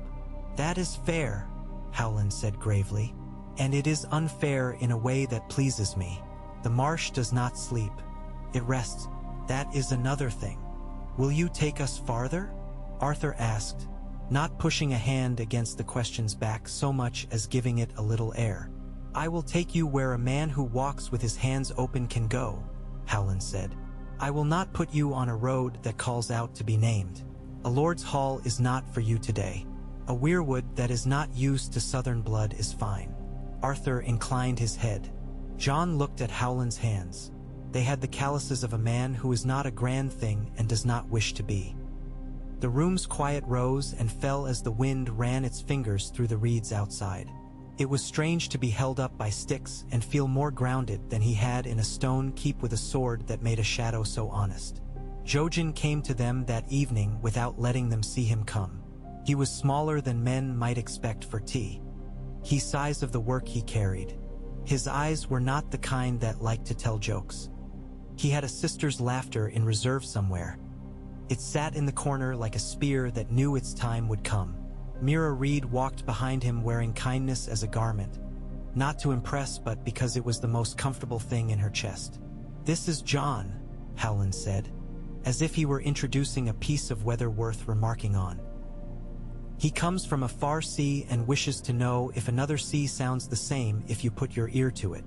Mira smiled and measured Jon with an accuracy that was not impolite because it was so practical. "We will see if our frogs like the way you stand," she said. "If they do, we can put you on water without getting your feet wet." Jojen stood with his hands at his sides and did not fidget. He looked into Jon the way a man might test the depth of a dark pool with a weighted cord, letting it feed out until it bumped something solid. He did not smile. He did not frown. He said, in a voice that had not yet decided whether to be a whisper or a bell, "You stand in two shadows." Jon did not look to Arthur. He did not flinch the way boys sometimes do when a seer speaks and they are not ready for the way the air tastes afterward. He said only, "I know one of them. I am learning the other." And he meant the sword's shadow and the long shape of the north, not any of that which green dreams might truly mean, because a man has to choose which truths to carry into the room with him or he will trip over them. Jojen's mouth made the smallest motion that could be called approval. "Good," he said. "Come tomorrow before the sun, and we will find out if the marsh will take your weight." They slept in beds that did not mind if a man turned over quickly or slowly, and that would give way if he fought them. The house creaked the way houses do that are honest about their age and their flexibility. Arthur lay awake for a while with one arm folded under his head and listened to the tadpole's sound draw a line across the water.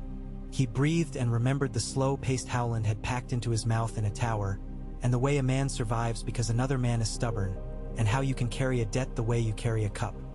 Carefully, without sloshing, not because it is precious to you but because it was precious to the one who handed it to you. In the morning the reed beds smoked with fog. Mira put a hand on Jon's sleeve and led him to a boat that looked like a basket a giant would use and sat him with his knees together. She handed him a pole that felt too light for its work and too heavy for its shape. "The marsh cheats," she said happily. "It is like a child. You must let it do so and then look at it as if you had not noticed." She pushed them off and the boat took to the water with a sound close to a sigh. Jojen stood farther back in another coracle with his father and seemed to move without moving, which was one of his people's arts. Arthur watched from the landing with his arms folded. A man who loves a boy does not hover. He also does not pretend that he is not counting the seconds between each new step. He let himself be taught to tie a knot he had not learned in Dorne, a swamp bough that unties itself if properly abused but refuses if insulted. He learned where to place his foot on a dock that is a rumor and a canal that is an argument. He let Howland see him undertake these not as display, but because men who are rebuilding trust sometimes set their work out where another can see it and approve. Jon learned at the speed proper to his temperament. Slower than a show-off, quicker than a stubborn man ready to set the marsh on fire to prove the wrong point. He went into the water up to his waist once and did not curse, because sometimes one learns faster if one saves one's breath. Mira laughed into the back of her hand and did not offer him a hand before he asked, which made Jon like her. When he had earned it, she put the pole against his and they leaned into one another's small strengths, learning how two people in a boat do not make one boat but two that must speak to one another. "How do you keep from thinking about falling?" Jon asked when his shoes made that wet sound that promises a smell later. "I think about where I am going," Mira said, "and about the work at the end, and about frogs. Frogs never worry about falling. They fall and then they swim, and that is that. If I knew how to be exactly as they are, I would be a frog and not a girl." "Do you like being a girl?" Jon asked. He asked it without stupidness. Mira's face made it clear she had been asked with stupidness before. "I like being Mira," she said, "which requires being a girl. And now I will show you how to lift your weight from the pole without taking your thought off the line you are making in the water. Watch." He watched. He made a line. It wobbled. Then it held. Down another channel, invisible ducks made noise. Reeds spoke to reeds in a dialect Jon would never have a mouth for. He learned to love it anyway, the way a man loves a tongue he cannot master, for the flavor it leaves. In the afternoons Arthur and Howland walked out from the house onto the firmer islands under a sky that seemed to sit lower just to make the men examine their posture. The ground was sponges and bones and roots twisted like puzzles. They talked of distances and of time. "Ned will not thank you for bringing him his past," Howland said without accusation. "I do not intend to bring it to him," Arthur said. "I intend not to be the man who refused to cross a river and then regretted it the rest of his life. I intend to stand on one bank and see if another man stands on the other." "He will," Howland said. "He is that sort. He stands even when the other man would prefer to sit and talk later." "If we see him at all," Arthur said. "If the weather is right."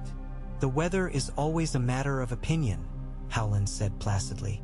He neck decides, and we agree afterward.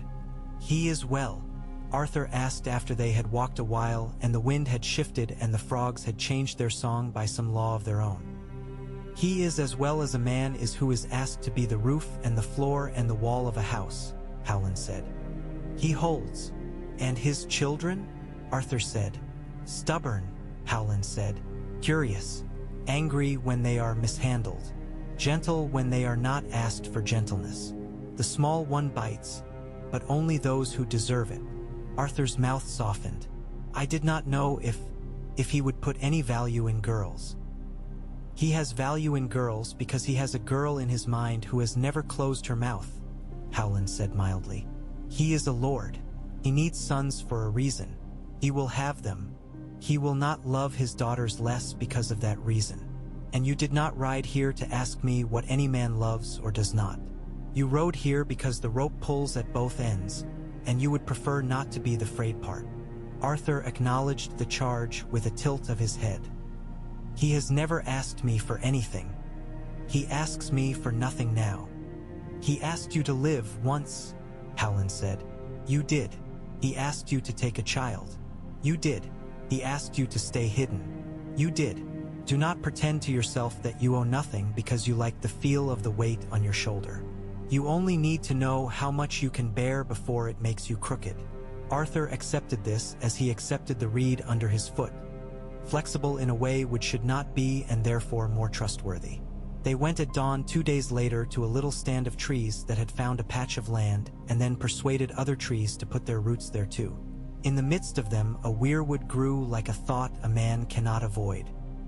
It was not large, not like the old gods' grand houses in the north that have trunks wrapped with the years, but it had made a face of its own accord the way ice does sometimes on the edge of a bucket where the water recedes.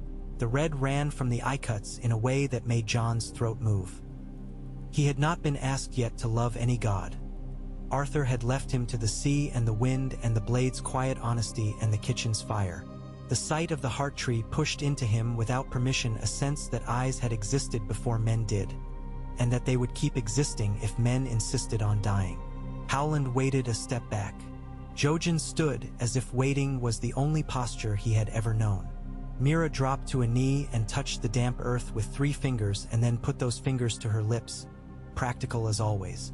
Arthur stood with his hands down, like a man allowed to enter another man's house because the host remembers a kindness owed elsewhere. Do we kneel? John asked.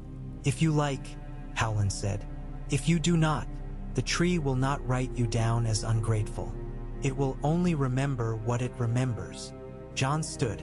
He felt the urge to kneel and the equal urge to prove he would not be forced to do so by a feeling. The two made a polite shape of one another and sat in his chest together, touching shoulders, neither winning. He looked up into the face and did not find comfort, which pleased him. Comfort is a thing you seek from a man, not a god. He did not require it from bark and snow-red sap. He closed his eyes and saw nothing interesting there, only darkness, as honest as any shadow in the hall at Starfall. He opened them and found that he had been holding his breath so long it felt like a lesson. What did you see? Mira asked afterward, a question asked of all men who stand under a face. Nothing I can sell later as a story, John said, a little breathless, which was what I hoped. Jojen's approval moved again in his mouth like a small fish surfacing. Good, he said. Howland put his palm to the jut of a root that had come up and decided it had as much right to air as to earth. The weirwood did not speak. It attended. If we wish to see Ned Stark at a distance, Howland said, as if he were asking whether the frogs would complain if he took a small fish from their water, we could stand on a little hill at dusk 3 days from now and watch a column cross a strip of higher ground where they like to go. He would be the man on the right with the look of a thought made into a person. We would say nothing. They would not see us. A column? Arthur asked. Provisions, Howland said. A lady's litter. Men who think they know where their shadows fall. You could put your eye to a spy hole the neck has made for men who need one. The neck is kind sometimes. It has small kindnesses for men who did not ask for large ones. Would it be right? Arthur asked. He asked not out of cowardice, but because he had learned to think of the shape of an action before he climbed into it. It would be useful, Howland said. It would make your breathing easier or more difficult. Both are information. Jon looked from one man to the other and did not shove his mind into the gap. He had learned where his weight might break a bridge.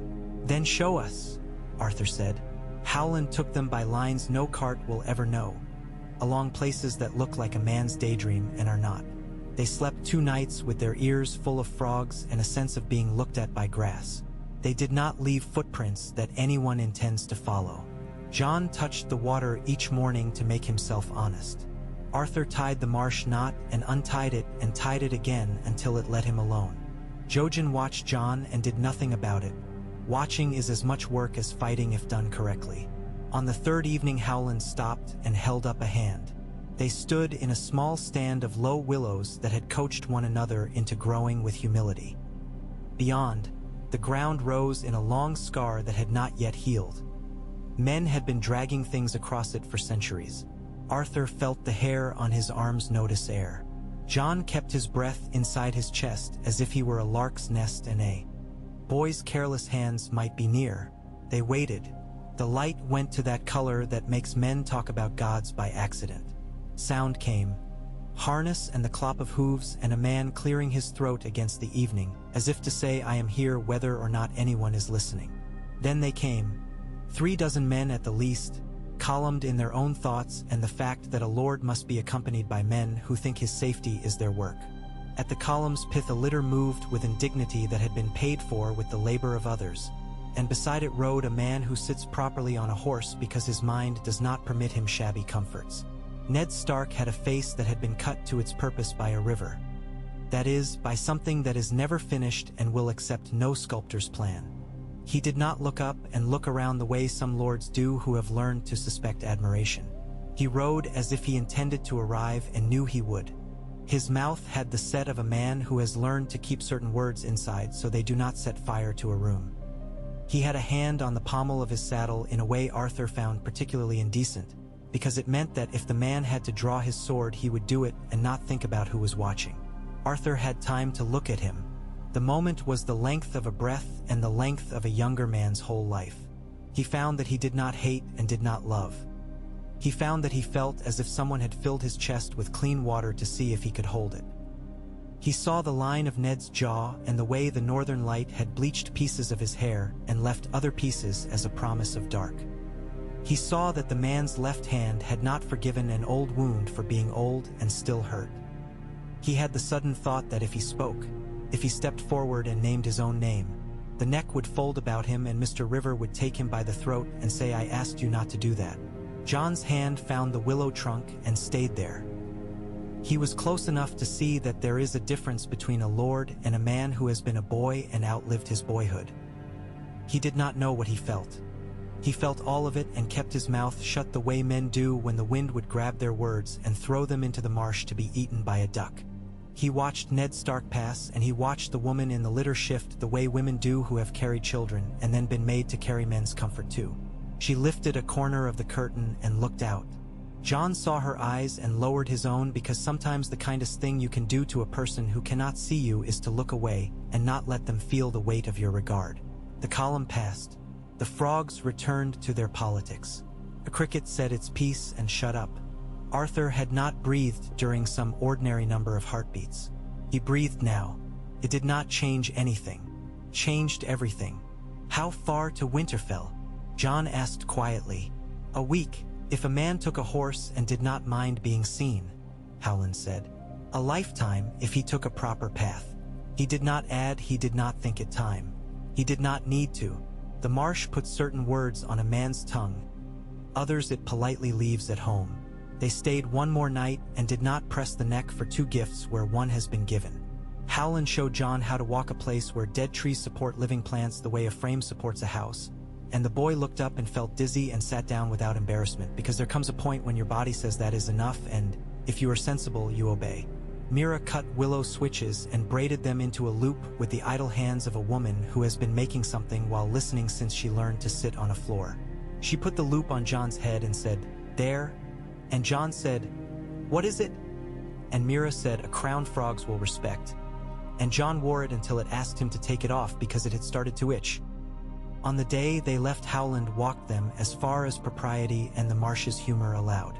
At the stand of trees that had seen men part before, he put his hand on Arthur's shoulder and left it there a while. "You will outlive this if you keep to your practice," he said. "I have learned to be greedy with the days," Arthur said. "Greedy is a word men misapply to people who have learned to love precisely," Howland said. "You will do." He put his hand on Jon's face in a way that would have made another boy pull back. Jon held still and let the man's roughness teach his skin something. "Do not confuse the things men call you with the thing you are," Howland said. "You are permitted to refuse names." "I do not yet know the ones offered," Jon said, "but I feel them pressing." "You will not be spared," Howland said, without relish and without pity.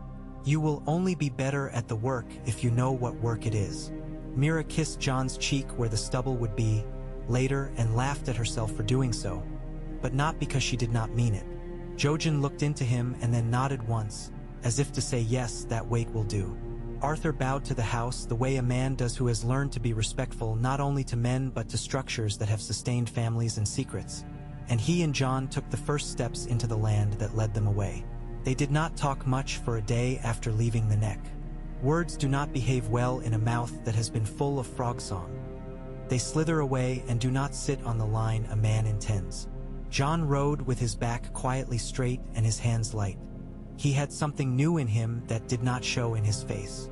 Arthur did not ask him to describe it. If the boy had been ready for the telling, he would have told. If he is not, forcing the story will make a shape of it that will be wrong forever. They cut west first, then south, not because it was shortest but because it was right.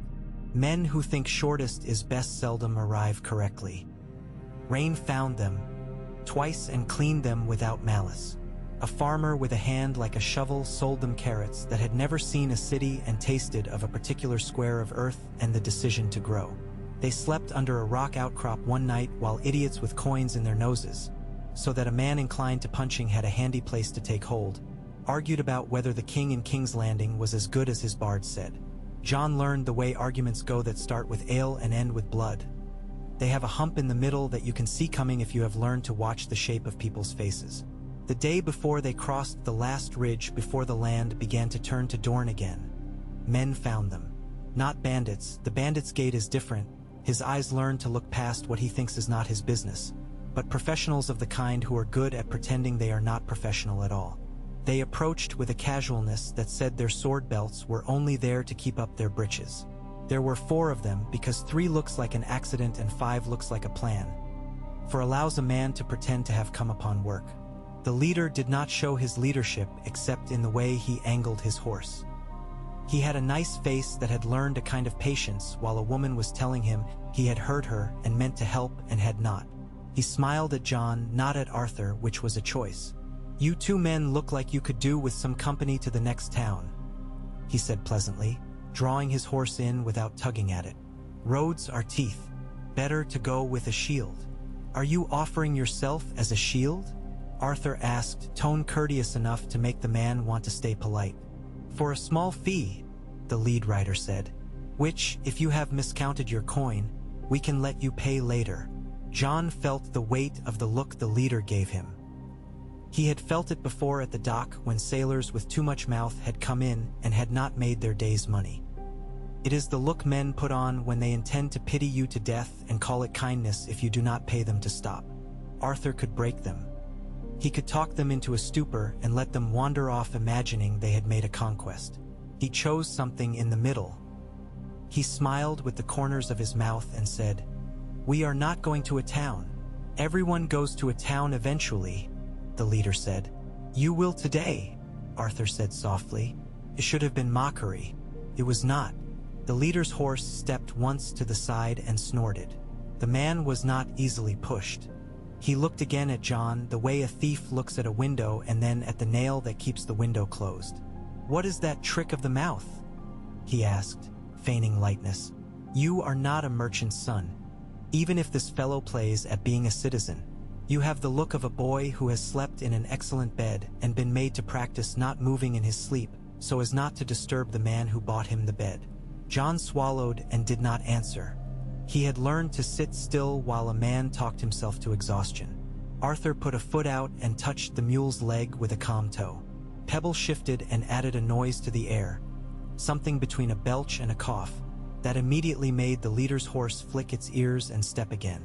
Arthur put his hand to the roan's neck and made that small circle a man makes when he intends the horse to remember his hand the next time it is frightened. The leader leaned a fraction. He had decided he did not like Arthur because Arthur had touched a horse properly. He clicked his tongue, a prelude to putting his hand on a sword and making the gesture casual. Men make a meal of the moment before a draw. Arthur did not give him that room. He said, in a tone men snap to without choosing to, "Look at your friend's left boot." The man, because he had survived this long by not refusing information, looked. The friend's left boot sat in the stirrup in a way that meant the man had put his foot there in the morning and had not changed his mind about the angle regardless of what the road had asked him. It meant he had a bad knee. It meant he would turn that way if he swung. The leader considered the implications of this for the space of a breath. He was good. He said, "Well then," as if the boot angle had been the topic at hand, and spirited his men aside the way a man shifts a piece on a board before a second piece appears and makes the move irrelevant. "We'll leave you to such company as you clearly keep already," he said. "You were right. We will go to town." He did not look back when he went. He had learned that looking back is the third stupidest thing men do after underestimating and getting drunk outside daytime. Jon exhaled. "Would we have managed?" he asked. "Yes," Arthur said. "And we did, by making the part of the fight we were ready for." "I wanted to draw my blade," Jon admitted. "I know," Arthur said. "So did they. It is why they were so pleasant." This was the shape of their days. Places where men assess and do not act. Places where boys tell truths without language to those who have learned how to receive them. The practicalities of food and the constant negotiation with beasts in one's care. They reached the first ridge from which the sea was true and not a rumor, and smelled the salt the way a man smells a former home when he opens a chest and finds a cloth he wore there. Jon tilted his head and did not smile. He widened something else in himself. The sun lay like flour on the rocks. Pebble found new life in the scent of home. Arthur restrained the mule with a palm where the animal could see it, and not as a correction but as a friend's request. When starfall rose in its pale honesty above the break of land, Arthur did not point. Jon did not pretend to have never seen it. They let the sight do what it always did. Make your breath come square and remind you that men build things that last and men lose them and men build tea. Hem again and the sea keeps its counsel. Ash Era was where men hope their more formidable loves will be when they come home. Everywhere and nowhere, the promise of a presence that will allow a man to lay his weapons down on a stool and have them be exactly where he left them later. She walked into the yard and went to Jon first, not because Arthur wanted it or because she thought it would please the boy, but because she knows where wounds live and where salves must be put. She touched Jon's cheek with the back of her fingers and said, in a tone that would have soothed a horse or a lord, "Well then," and Jon nodded and said, "Well then," back to her, and only then looked to Arthur. The Castellan was, because the Castellan is always watching. He looked Arthur up and down and kept his mouth from showing relief by biting the inside of his lip so that the skin there would have something else to do. He reported that the olive trees had done their duty. The man who had been fool enough to raise his hand to a woman had been instructed in causes and effects, and a ship had put in with a rigger who had a song about the red viper that was almost clever. Ashara's expression did not tighten at the mention of the viper. She only said, "The song is never as dangerous as the silence after," and went to change her dress, because one does not receive a man back from the marsh with the same gown you wore when he left, even if he is your brother. At the evening table, when bread had done its work and fish had been properly acknowledged for being as good as it gets this late in the season, Arthur said with no ceremony, "We saw Lord Stark pass." Ashara's hand lay flat and left it there. She would not take her hand up as an exclamation point. "Did he look hungry?" she asked. "He looked like a man who has taught his hunger to stand outside and wait until it is invited," Arthur said. "He rode well." "That says more about the horse," said the wet nurse sotto voce, and took a swallow of wine and did not regret it when all the gentler folk laughed. Edric reached under the table and patted John's knee in a way that was not manly and therefore perfect. "Were there wolves?" he whispered. "Not yet," John said. "Soon." His voice had something in it of the marsh, of an old tree's patience surrounded by water. He went to the hall the next morning before the light had decided which shape to take. The blade lay where it lay. The first brightness came in and the line went down the floor and John arranged himself in it. Arthur watched from the dark end as a man will watch a boy stand on the lip of a cliff. He learned to love when he was 17, and he did not call out, "Step back," though the part of him that is a father will always do so privately. He saw something that made him draw in air. The blade made its shadow as clean as ever. John sat in it, and the line seemed to accept the boy the way it accepts a wall, as a fact that does not need persuasion. The days opened like the mouths of fish. Sinal decisions and small labors made a life. Ashera received a letter with a seal that made Ulmer's mouth ready itself for an argument.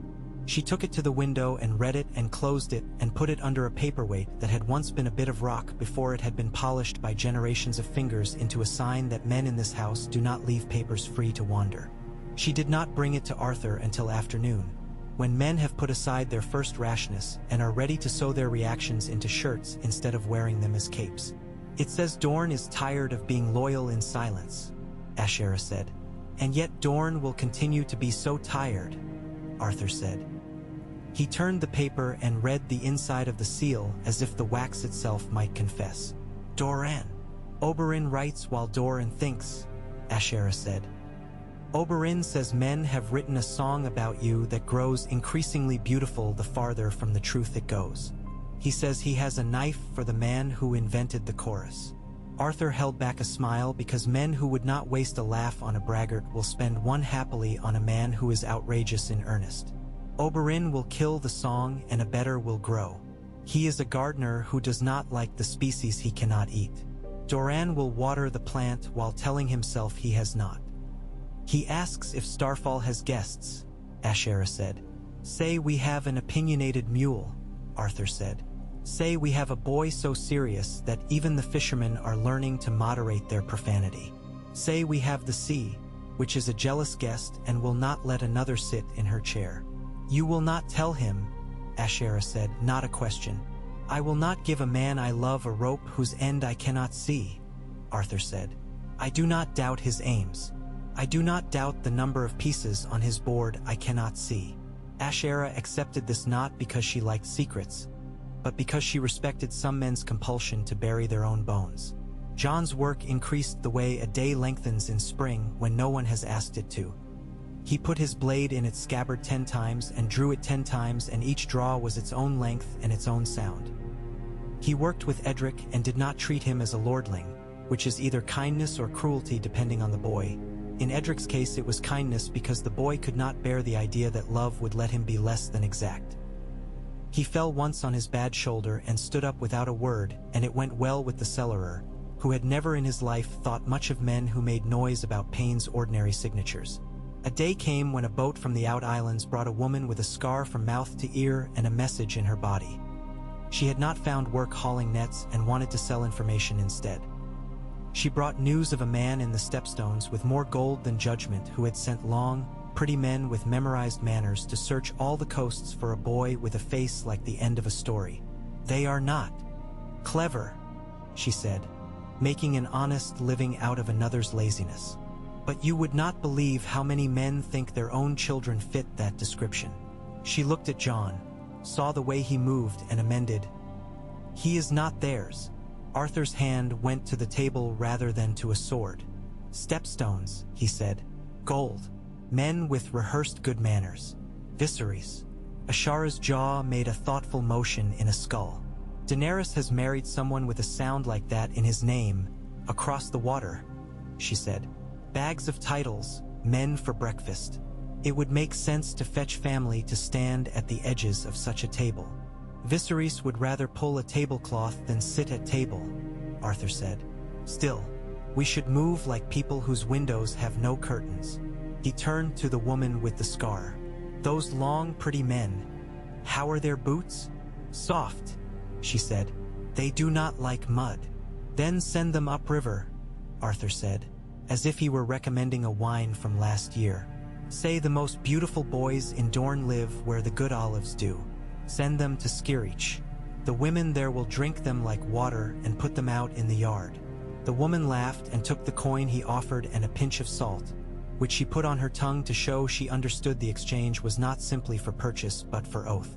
She left in rain that smelled of old beds and new harvests. Arthur watched the direction she took and said a private word to the map in his head, shifting small pieces where sons of lords could no longer go without hearing something they were not prepared to hear. Jon listened to this with his chin down. He had reached an age where men begin to want to have an enemy.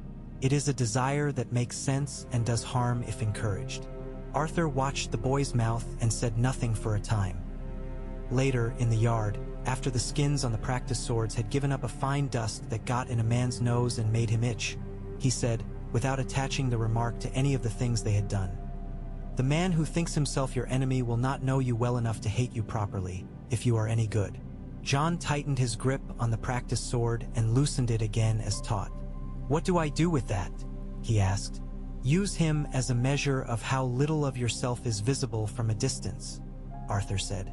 "If he hates a version of you that does not hurt you, you need not change. If he hates something true about you, examine whether that truth is one you value. If it is, keep it. If it is not, find out where you learned it and return it quietly. Do not go to a battlefield to make a return." "Where do I go?" Jon asked. "Kitchen," Arthur said. "Library. Walk. Hall?"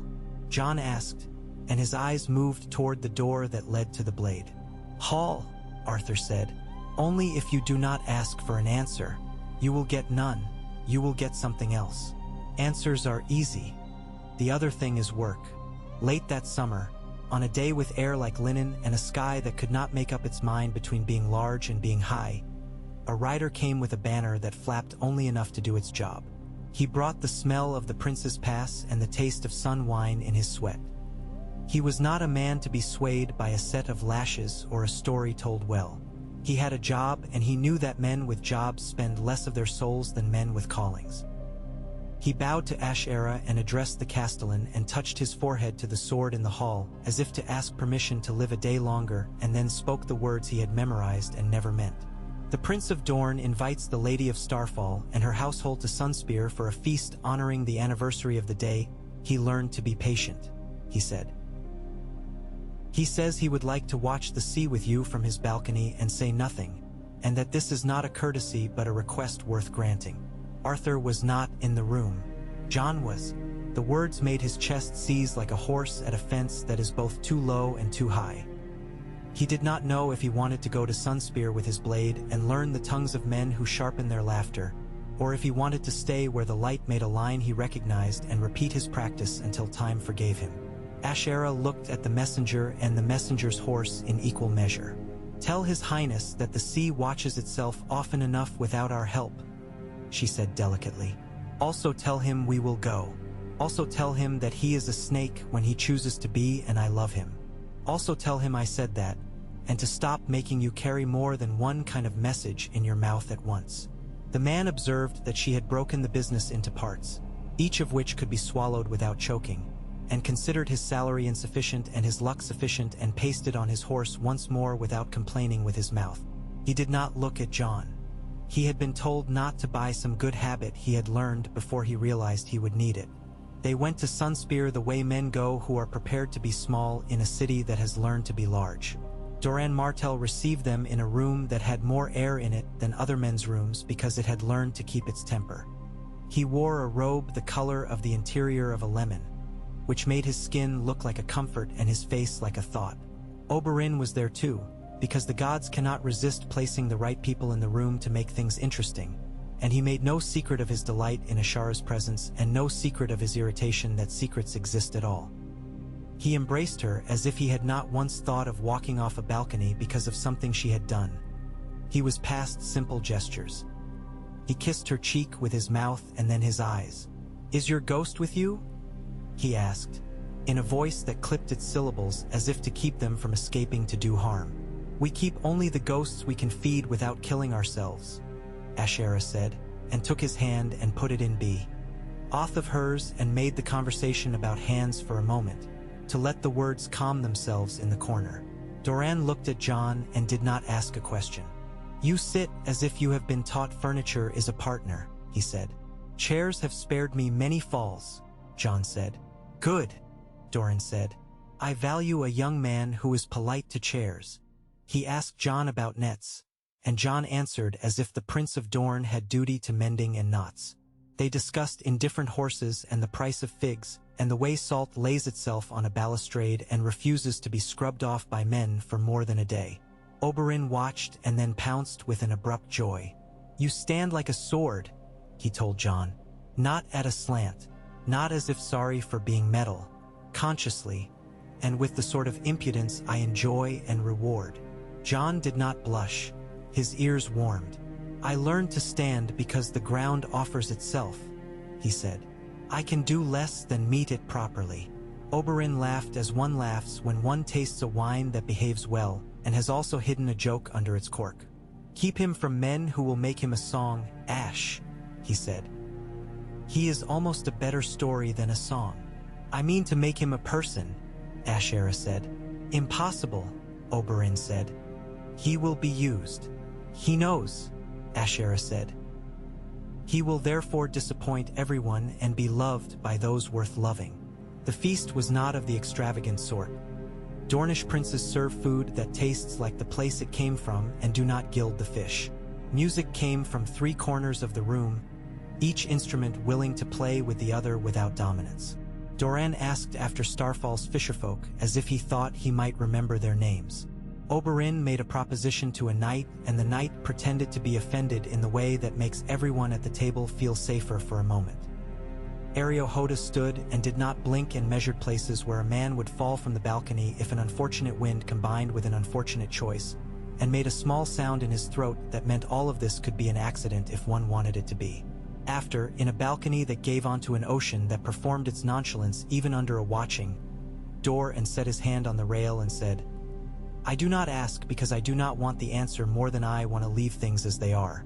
But I hope you are keeping your brother. Ashera stood with the sea making her hair move like a thing that had its own life. We all do what we can, she said. Can is a cruel measurement, Doran said. I have learned to use it. You have made more mercy than most, Ashera said. Do not tell your conscience that it has numbers. Thank it for letting you live long enough to be just. You flatter, Doran said without happiness. I love you, Ashera said, which is a flattery that is not flattery, Doran said softer. He is beautiful, he added, and Ashera made a small motion with her mouth that had been built indoors where no one could be wounded by it. Which one? She asked. Both, Doran said. Oberyn will put sugar on him and lick it off and call that a kindness. I will look away because I will think it helps. You will tell the truth and men will call you hard. The boy will go north and you will grieve long enough to teach grief manners. You presume a great deal, Ashera said. I preside, Doran said. It is often the same. Jon stood a little way off, the salt taste in the air making him think of waves on rock as a steady rule, and thought how it would be to be a piece on a board moved by men in chairs with hands that shook from nothing anyone could see. He turned and saw Oberyn, and Oberyn saw him and flicked a finger with a little court bow as if to include the boy in a conspiracy he did not indicate. Jon bowed as Ashera had taught him, with honesty. If a bow is a trick, men learn it and use it to hang you. They left Sunspear with their purses lighter and their minds heavier, which is what a good city does to visitors. Back at Starfall the work became the work again, and the line on the floor in the mornings gave a man permission to call his day something other than a list. Autumn came down with a definite hand. The olives grew serious. The lemons were just as foolish as they had ever been. Jon woke some mornings and thought of wanting snow in his mouth, and then tasted brine and laughed at himself, and then stopped laughing because a laugh is something to carry carefully or it spills. One night, while the tide turned with a sound like thinking, Arthur woke because a blade had drawn in the next room. He lay still with his eyes open to the dark that had learned to admit him as a matter of course and listened to the metal's breath and the air's complaint and the small, luxurious sound men make when they believe they are alone and doing their favorite work. He rose without making the bed remark on it. The bed liked him and did not betray him. He took the small, useful knife he kept where an honest man keeps a useful knife and stepped into the corridor with the foot a man uses when he is greeting an old friend who does not like to be surprised. The door to the hall was ajar in a way that might have meant nothing to anyone else. He put a finger to it and felt the whisper of the hinge. The blade's presence had changed the air. It had made a definition of every sound and a purpose for every shadow. A man stood beneath the hanging place, legs planted in a way that meant he had trained in a school that valued posture and posture's illusions. He had a rope with a hook at the end. He looked up. He had a mouth that had been too much admired by women who did not value accuracy. He wore boots that did not love mud.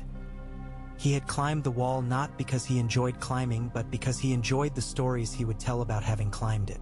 Arthur watched him look up at the blade and frown as a man does in the presence of something that refuses to be part of his story. He set the hoe, okay, to the scabbard with a deft, ridiculous flourish. Arthur spoke from the dark. "If you bring it down, the room will not belong to you," he said. "If you cut it out of sleeping, you will wake it inside yourself, and it will cause you to cut your own fingers off one by one, so that you can no longer pick your nose, and you will die of frustration." The man made a sound like a dog taught not to bark, and then doing so anyway because a dog is still a dog. "Ah," he said, "ghosts do not speak this well." "I have had practice," Arthur said. The man's blade came out because that had been the plan all along. He stepped toward the voice, not wildly, but with the confidence of one who believes that if he broaches the distance quickly, he will control the shape of the encounter. Arthur waited until the distance did not favor either and then put the small piece of iron he carried where men do not put a blade because it is disrespectful, close without show. He took the man's weapon away the way you take a toy from a child if you do not intend humiliation to be the lesson. He put the man's face into the doorpost, not to break it but to give it a memory of wood. The man was not drunk with ale. He was drunk with having come this close to something men write poems about. "If I told you who paid me," he gasped, "you would save me, and then you would go to that man, and you would cut down his sons and salt his fields, and it would be a good story." Arthur sighed. "You have been misread by your own life," he said. "Men tell you what you want to hear. I will give you something else. You will leave and you will tell your employer that the sword is too heavy to carry. If he wishes to carry it, he will have to learn to stand in a room such as this and breathe until he thinks of something other than himself. He will not. He prefers to use men like you to lift on his behalf. You will be paid or you will not. Your hands will remember this doorpost. Go." The man gaped. He wanted a fight. He wanted to be cured by a fight. He wanted a wound to explain himself to himself. Arthur denied him. He held the blade and made a minute adjustment to the other man's wrist, and then let his fingers go and the sword fell without noise because the man had stopped trying to hold it. He sent him from the hall and down the corridor and out into the courtyard where the stars did not care who he was and the guards pretended sleep until his feet were clear. Arthur stayed in the hall and let his heart slow. He looked up at the blade and could not help saying, "You make fools of all of us." Not with rancor but with the knowledge of a man who has loved something that does not love him back in ways he recognizes. He sat with his back against the doorpost. He had just used to educate one more man and closed his eyes. He dreamed carefully. In the morning the line on the floor showed him where to put his foot, and he did so and did not believe the line was magic because it was not, and did not disbelieve that it was magic because that would be a waste. John came into the room and saw that the air had changed in a way it does when violence has passed through and not stayed. He said nothing. He sat in the shadow and let the line pass through him the way an oath does when properly made. Arthur's body reminded him, as it will, that it is a ledger and that he has made entries he cannot erase. Pain has become not a guest but a piece of furniture he does not notice until it is moved. He found himself slower some mornings and quicker to anger at a rope that tangled. He admonished the rope and then apologized to it. John saw and learned a better lesson than any taught with a blade. Winter took its first mouthful out of the air. It is not much in Dorne. even the lemons laugh and go on. But nights in the hall took on an extra layer of quiet. The gulls were quiet too, a modesty they rarely arranged. Jon sat and counted, and then stopped counting, and then counted again, in the way of men who intend to be able to stand in a room where another man's certainty will attempt to press them to the floor. He dreamed, sometimes, of snow he had never seen fall in quantities. He dreamed of a wall made by hands and time and fear and good intentions. He dreamed of a white wolf who was too quiet for comfort. He dreamed it was not a dream and woke with the taste of iron in his mouth that was not blood, a taste like the smell of a star. He went to the hall as always and did not tell his dreams as if they were facts. He put them where men put things they are not sure the morning will recognize. Another letter came from Howland, who had the art of making ink sit on paper like a guest who knows when to leave. He said news from the east had a smell of smoke and salt. He said men would push men and then pull men and then claim to have performed music. He said if Jon wished it, he could send word through the quiet ways to Winterfell that the boy had breathed the North's air and not found it too sharp. He said he would not send word unless asked. Arthur turned the letter and let the light catch it, as if there were something more to be had than the already generous sense of the man's mind. He asked no such thing. He did say to Jon, without preface, near a window where the air made a noise like wool rubbing against wool, "If you wish to write to the North, ask for the weather. Men will say what they mean without knowing they have said it." Jon thought about the sound of a woman's voice behind a litter's curtain. He thought about the way Ned Stark's horse had put its feet down as if it had memorized the Earth's argument and knew how to answer. He thought about Ashera, who had done him the grace of not making a story out of him within the house where he slept. He said, "Not yet," and Arthur nodded because that was a true thing, and truth should be petted when it comes and not kept hungry. They made a habit that winter of going down to the shore in the hour before light ND watching the water lift itself over rock as if rehearsing for some other work. Jon mimicked the water some days in the yard, rising with his blade and returning, gathering and letting go. Arthur did not tell him he saw. He left the noticing in the air for the boy to collect if he needed it. On a morning fit for a story, the reef's edge was glassed with a layer that had learned cold overnight.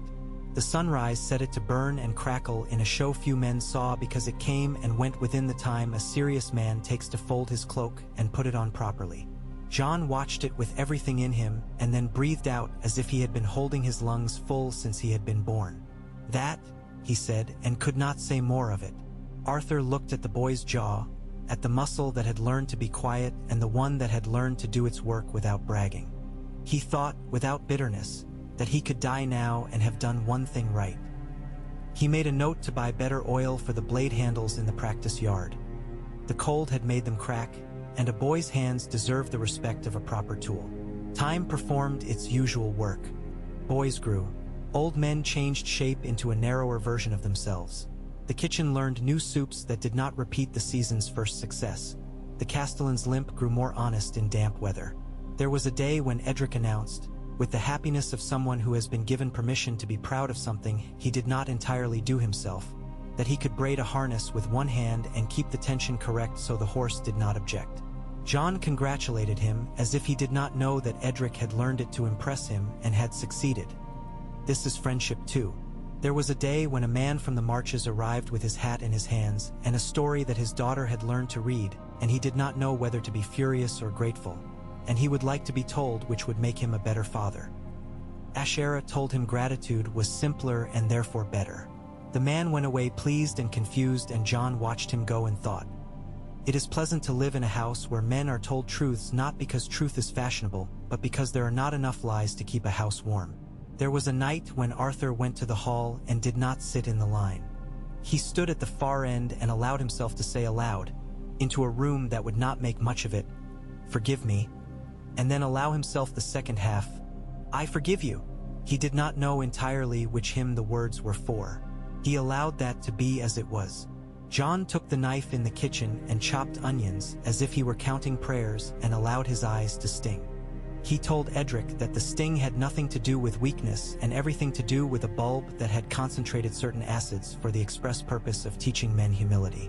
Edric tried to make a joke and then did not, because some things are better said toward the onions and not toward a friend. The cook told them that a day would come when grown men would say they had always seen what was in Jon, and that the thing to do then was to salt the fish and nod and not give away the truth, which is that nobody sees anything before it is ready to be seen. It was a good winter for small instruction. Even the storms learned to moderate their volume. Men pretended this meant large storms would be shy another season. The sea amused herself with their forecast and did not answer. Letters came from Howland in which the word snow took up more space than other words. And from the south came word that men who thought themselves lions had lost a cousin to carelessness and a woman's temper. Jon tried to decide whether he valued living under men who roared or men who said nothing loudly. He decided not to decide until he had been given a reason. When spring put itself together out of fog and gull cries and the first small explosion of green at the edges of the olive leaves, a white dog appeared in the yard. It was not a dire wolf. Men from the neck came to reassure the house that their wolves were a different business entirely. The dog had the look of a thing that had come a long way because there was a map in it that only its feet could read. It had a scar under one eye that made the eye brighter. It was feral only in posture. It understood people's generosity as if it had invented the concept. Edric named it Arrow at once because of the eye and the color, and because the boy needed to name something quickly and loudly or he would explode. Jon did not name it. He called it Dog, and the dog preferred him. "Of course it does," Ashera said. "You do not ask it to be more than it is." "I will later," Jon said, "when it can bear the asking."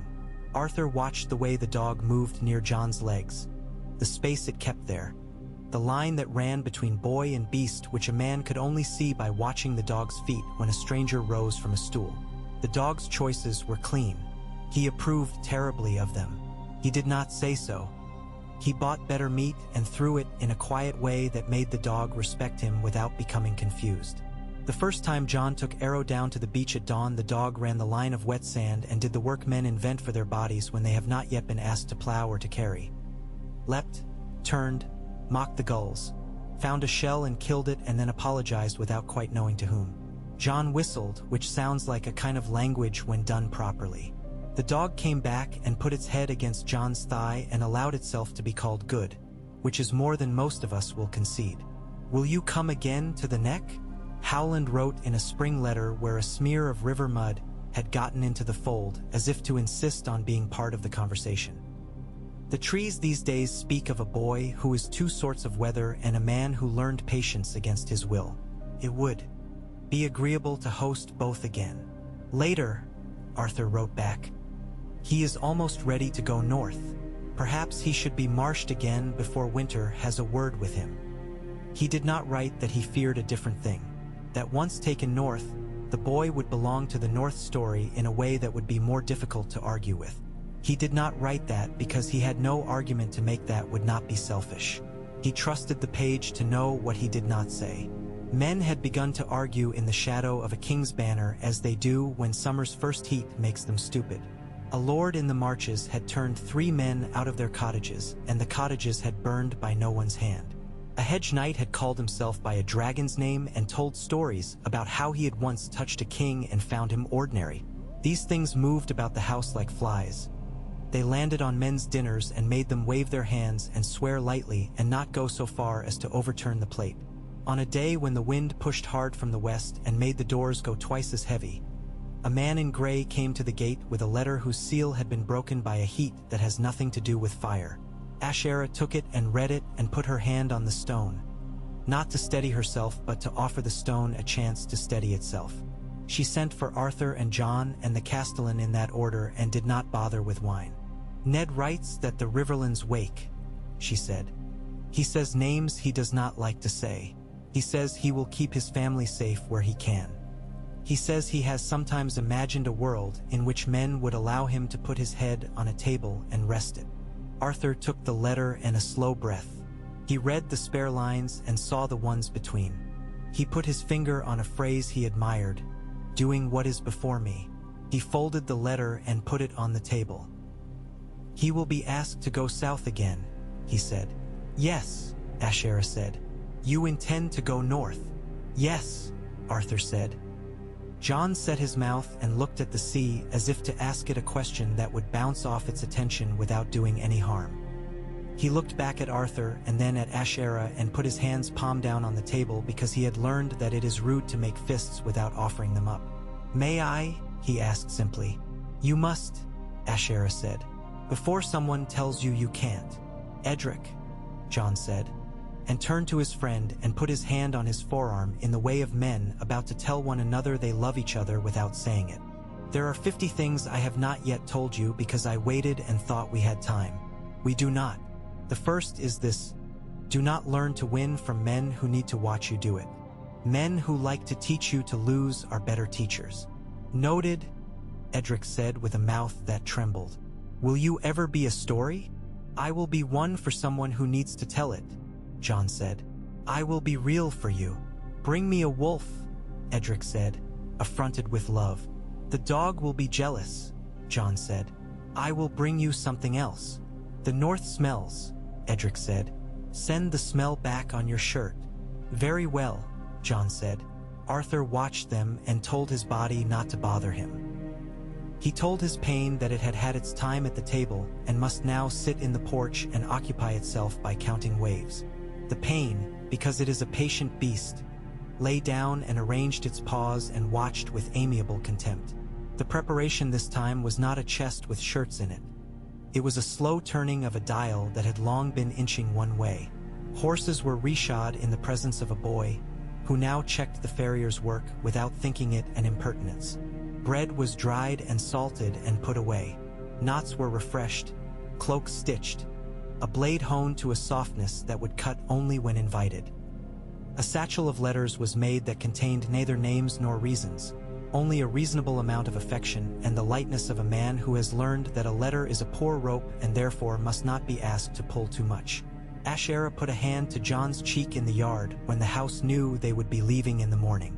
"When you get there, do not tell the North what it is," she said. "Let the North tell you. You will want to take the measure of things. Take your time. Precision beats confidence." "Yes," Jon said. "Will you be all right?" "Yes," Ashera said simply. "I have trained the house to break even in my absence. Doran will send wine to make up what I have done to the kitchen's budget. Oberyn will send poems to annoy me. The Castellan will pretend he never sleeps. Arrow will be offended. The sword will continue to lie where it lies in the hall and make the floor honest without men. It is good for tools to work without us." She turned to Arthur then and gave him a look that encompassed 30 years and refused to be picked apart into their easy fractions. "Do not boast of the boy to the man who has kept his own boys alive," she said. "He will not forgive you. He will not forgive himself. Say little. Show him you have him in your mouth in a way that does not oblige him to answer." She touched her brother's chest, to the left of his sternum, where the small ache lived. "Say to him what you have learned to say in the hall. Say it to him and not the air. You know what words I mean." Arthur closed his eyes and opened them. "Aye," he said.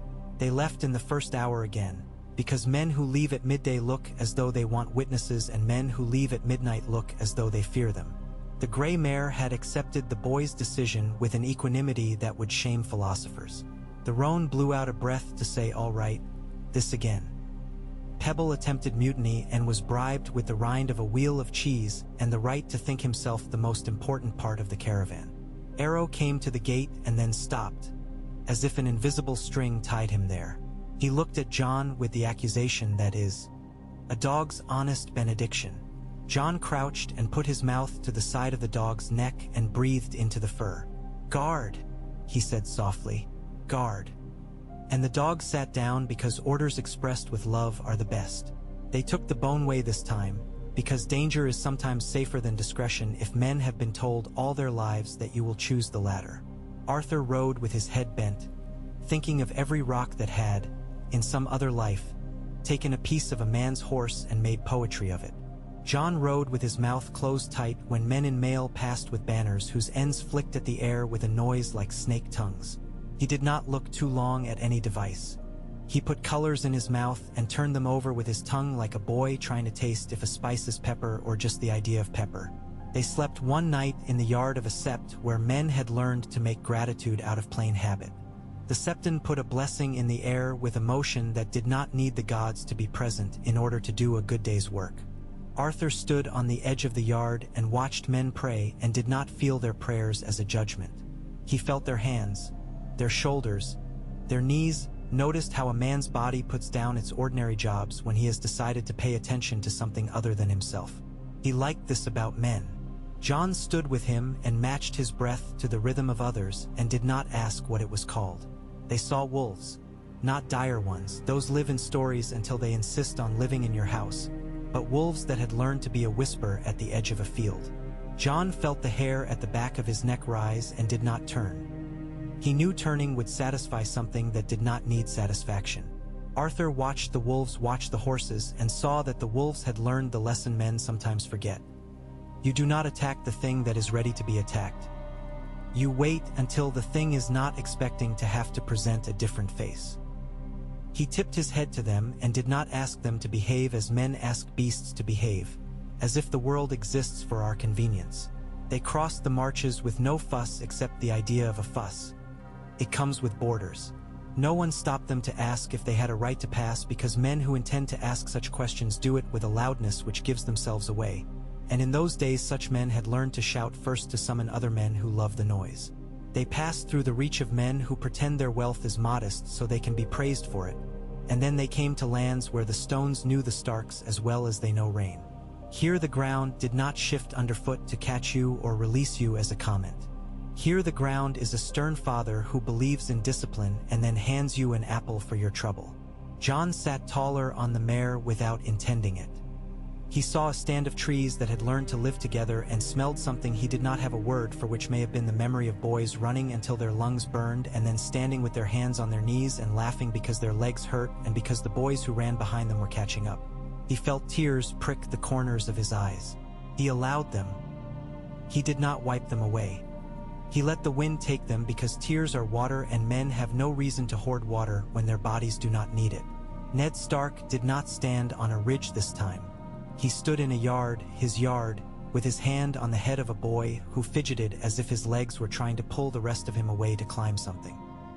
He stood with his eyes on a woman with red hair who gave orders to a stableman and did not look back to see if her husband had noticed. He stood with a patience that had been stretched over a city's size and still held, and with a hunger he did not think anyone could see. He stood with a knot in his jaw that came and went when he thought of something which must not become a word. Arthur sat on his roan on the far side of the field that had been chosen not by men to be a meeting place because of its convenience but by the land because of how it feels to stand there. He knew, because he had been told by a man who knows the names of reeds, that the space carries a voice a little farther than it should and carries anger a little less than it does elsewhere. He felt as if he were standing at the lip of a winter river, ready to wade. Jon sat at his side with his hands on the reins, light, respectful, a boy who knows he will not be the center of a conversation but who will be the subject of many later. Ned came on foot. He did not bring a banner and did not bring a blade he intended to show. He brought his body and his certainty and his regrets. He stopped at a distance that is the right distance for men who still owe one another very little and yet feel they owe one another everything. He put his head down a fraction the way a draft horse does when asked to be gentle. Arthur put his head down a fraction too to show the horse that this was correct if he wanted to feel safe. "Ned," Arthur said. He did not say Lord Stark because a man must be given his name in private when he has been using his title to hold his head on for a month. "Sir," Ned said. He did not say Arthur because he had said that name so many times in the quiet of his mind that to say it aloud would be to invite ghosts to their meeting. They stood. The wind made a sound across the grass that put a small noise at the edge of their speech, the way a knife chimes faintly when it is very sharp and another knife is set down nearby. "This is Jon," Arthur said simply. Ned looked at the boy, and the boy looked at a point just to the side of the man's face because a boy must be rude to keep from weeping. Ned's eyes took in the set of Jon's mouth and the line of his shoulders and the fact that he did not fidget with his reins and the dog's position not to far away and all the other small, adequate explanations of a person. He closed his eyes for one slow length of time. When he opened them, he had decided not to break the day. "Hello, John," he said. "Hello, my—" John started, and then, because he had been taught, he stopped. "Lord Stark," he finished. Ned's mouth moved as a man's mouth does when he has been struck and intends to admire the man who struck him. "That will do," he said. "I have not told him what you are," Arthur said. "He knows what he is not, and he knows what he is." "He is a boy," Ned said, "which is what I have asked gods for, and they do not like to hear prayers so simple because they have a taste for poetry." He looked at Arthur finally, long enough. "Thank you," he said. Arthur put the words he had practiced in the hall into the air where they would do something other than evaporate. "Forgive me," he said. "I forgive you." Ned's face changed. It is a risky thing to bring forgiveness to a lord. He may mistake it for an accusation. Ned did not. He breathed and seemed to unbutton something under his ribs that had been sewn in place for years. "Yes," he said. "Yes." He extended his hand. Arthur took it. The hands knew each other as men's hands know, by callous and choice. They did not embrace. They did not speak Rieger's name or Lionel's, because those names had been put into rooms where they could not have supper with other words without causing a fight. They spoke of travel and of horses and of small weather. They measured how a boy sits a saddle while pretending to talk about the mare's feet. They did exactly what Asherah had told Arthur to do, and Ned did exactly what he had done all his life. He kept the work in front of him without pretending it was something else. "Will you bring him to Winterfell?" Ned asked. He asked it as if he did not know that the question was a knife. "Not yet," Arthur said. "He has learned one house. It would not be fair to the other. He must be asked by someone who can afford for him to say no." "I cannot," Ned said. He put the truth down and stepped back from it as if it might sting. "If he comes, he does not leave. I will not have the court use him for the work it loves. I cannot bring him into my house and let him be a guest at a meal meant to feed my boys." "Do your boys know their place at that table?" Arthur asked. "They do," Ned said. "They know where to put their elbows. They know which spoons to use. They know not to speak with their mouths full. They do not know that tables can be tricks. I will teach them." "Good," Arthur said. "Keep him in your mind. We will bring him when he has learned to step through a door and not fall in love with the threshold." John did not look away from the point he had chosen at the beginning. It had a stalk with a small seed head, and a tiny spider was engaged in the serious work of deciding whether to go up or down. It had mocked the wind. He felt the piece of himself that had woken at the weirwood stand to attention and then sit again.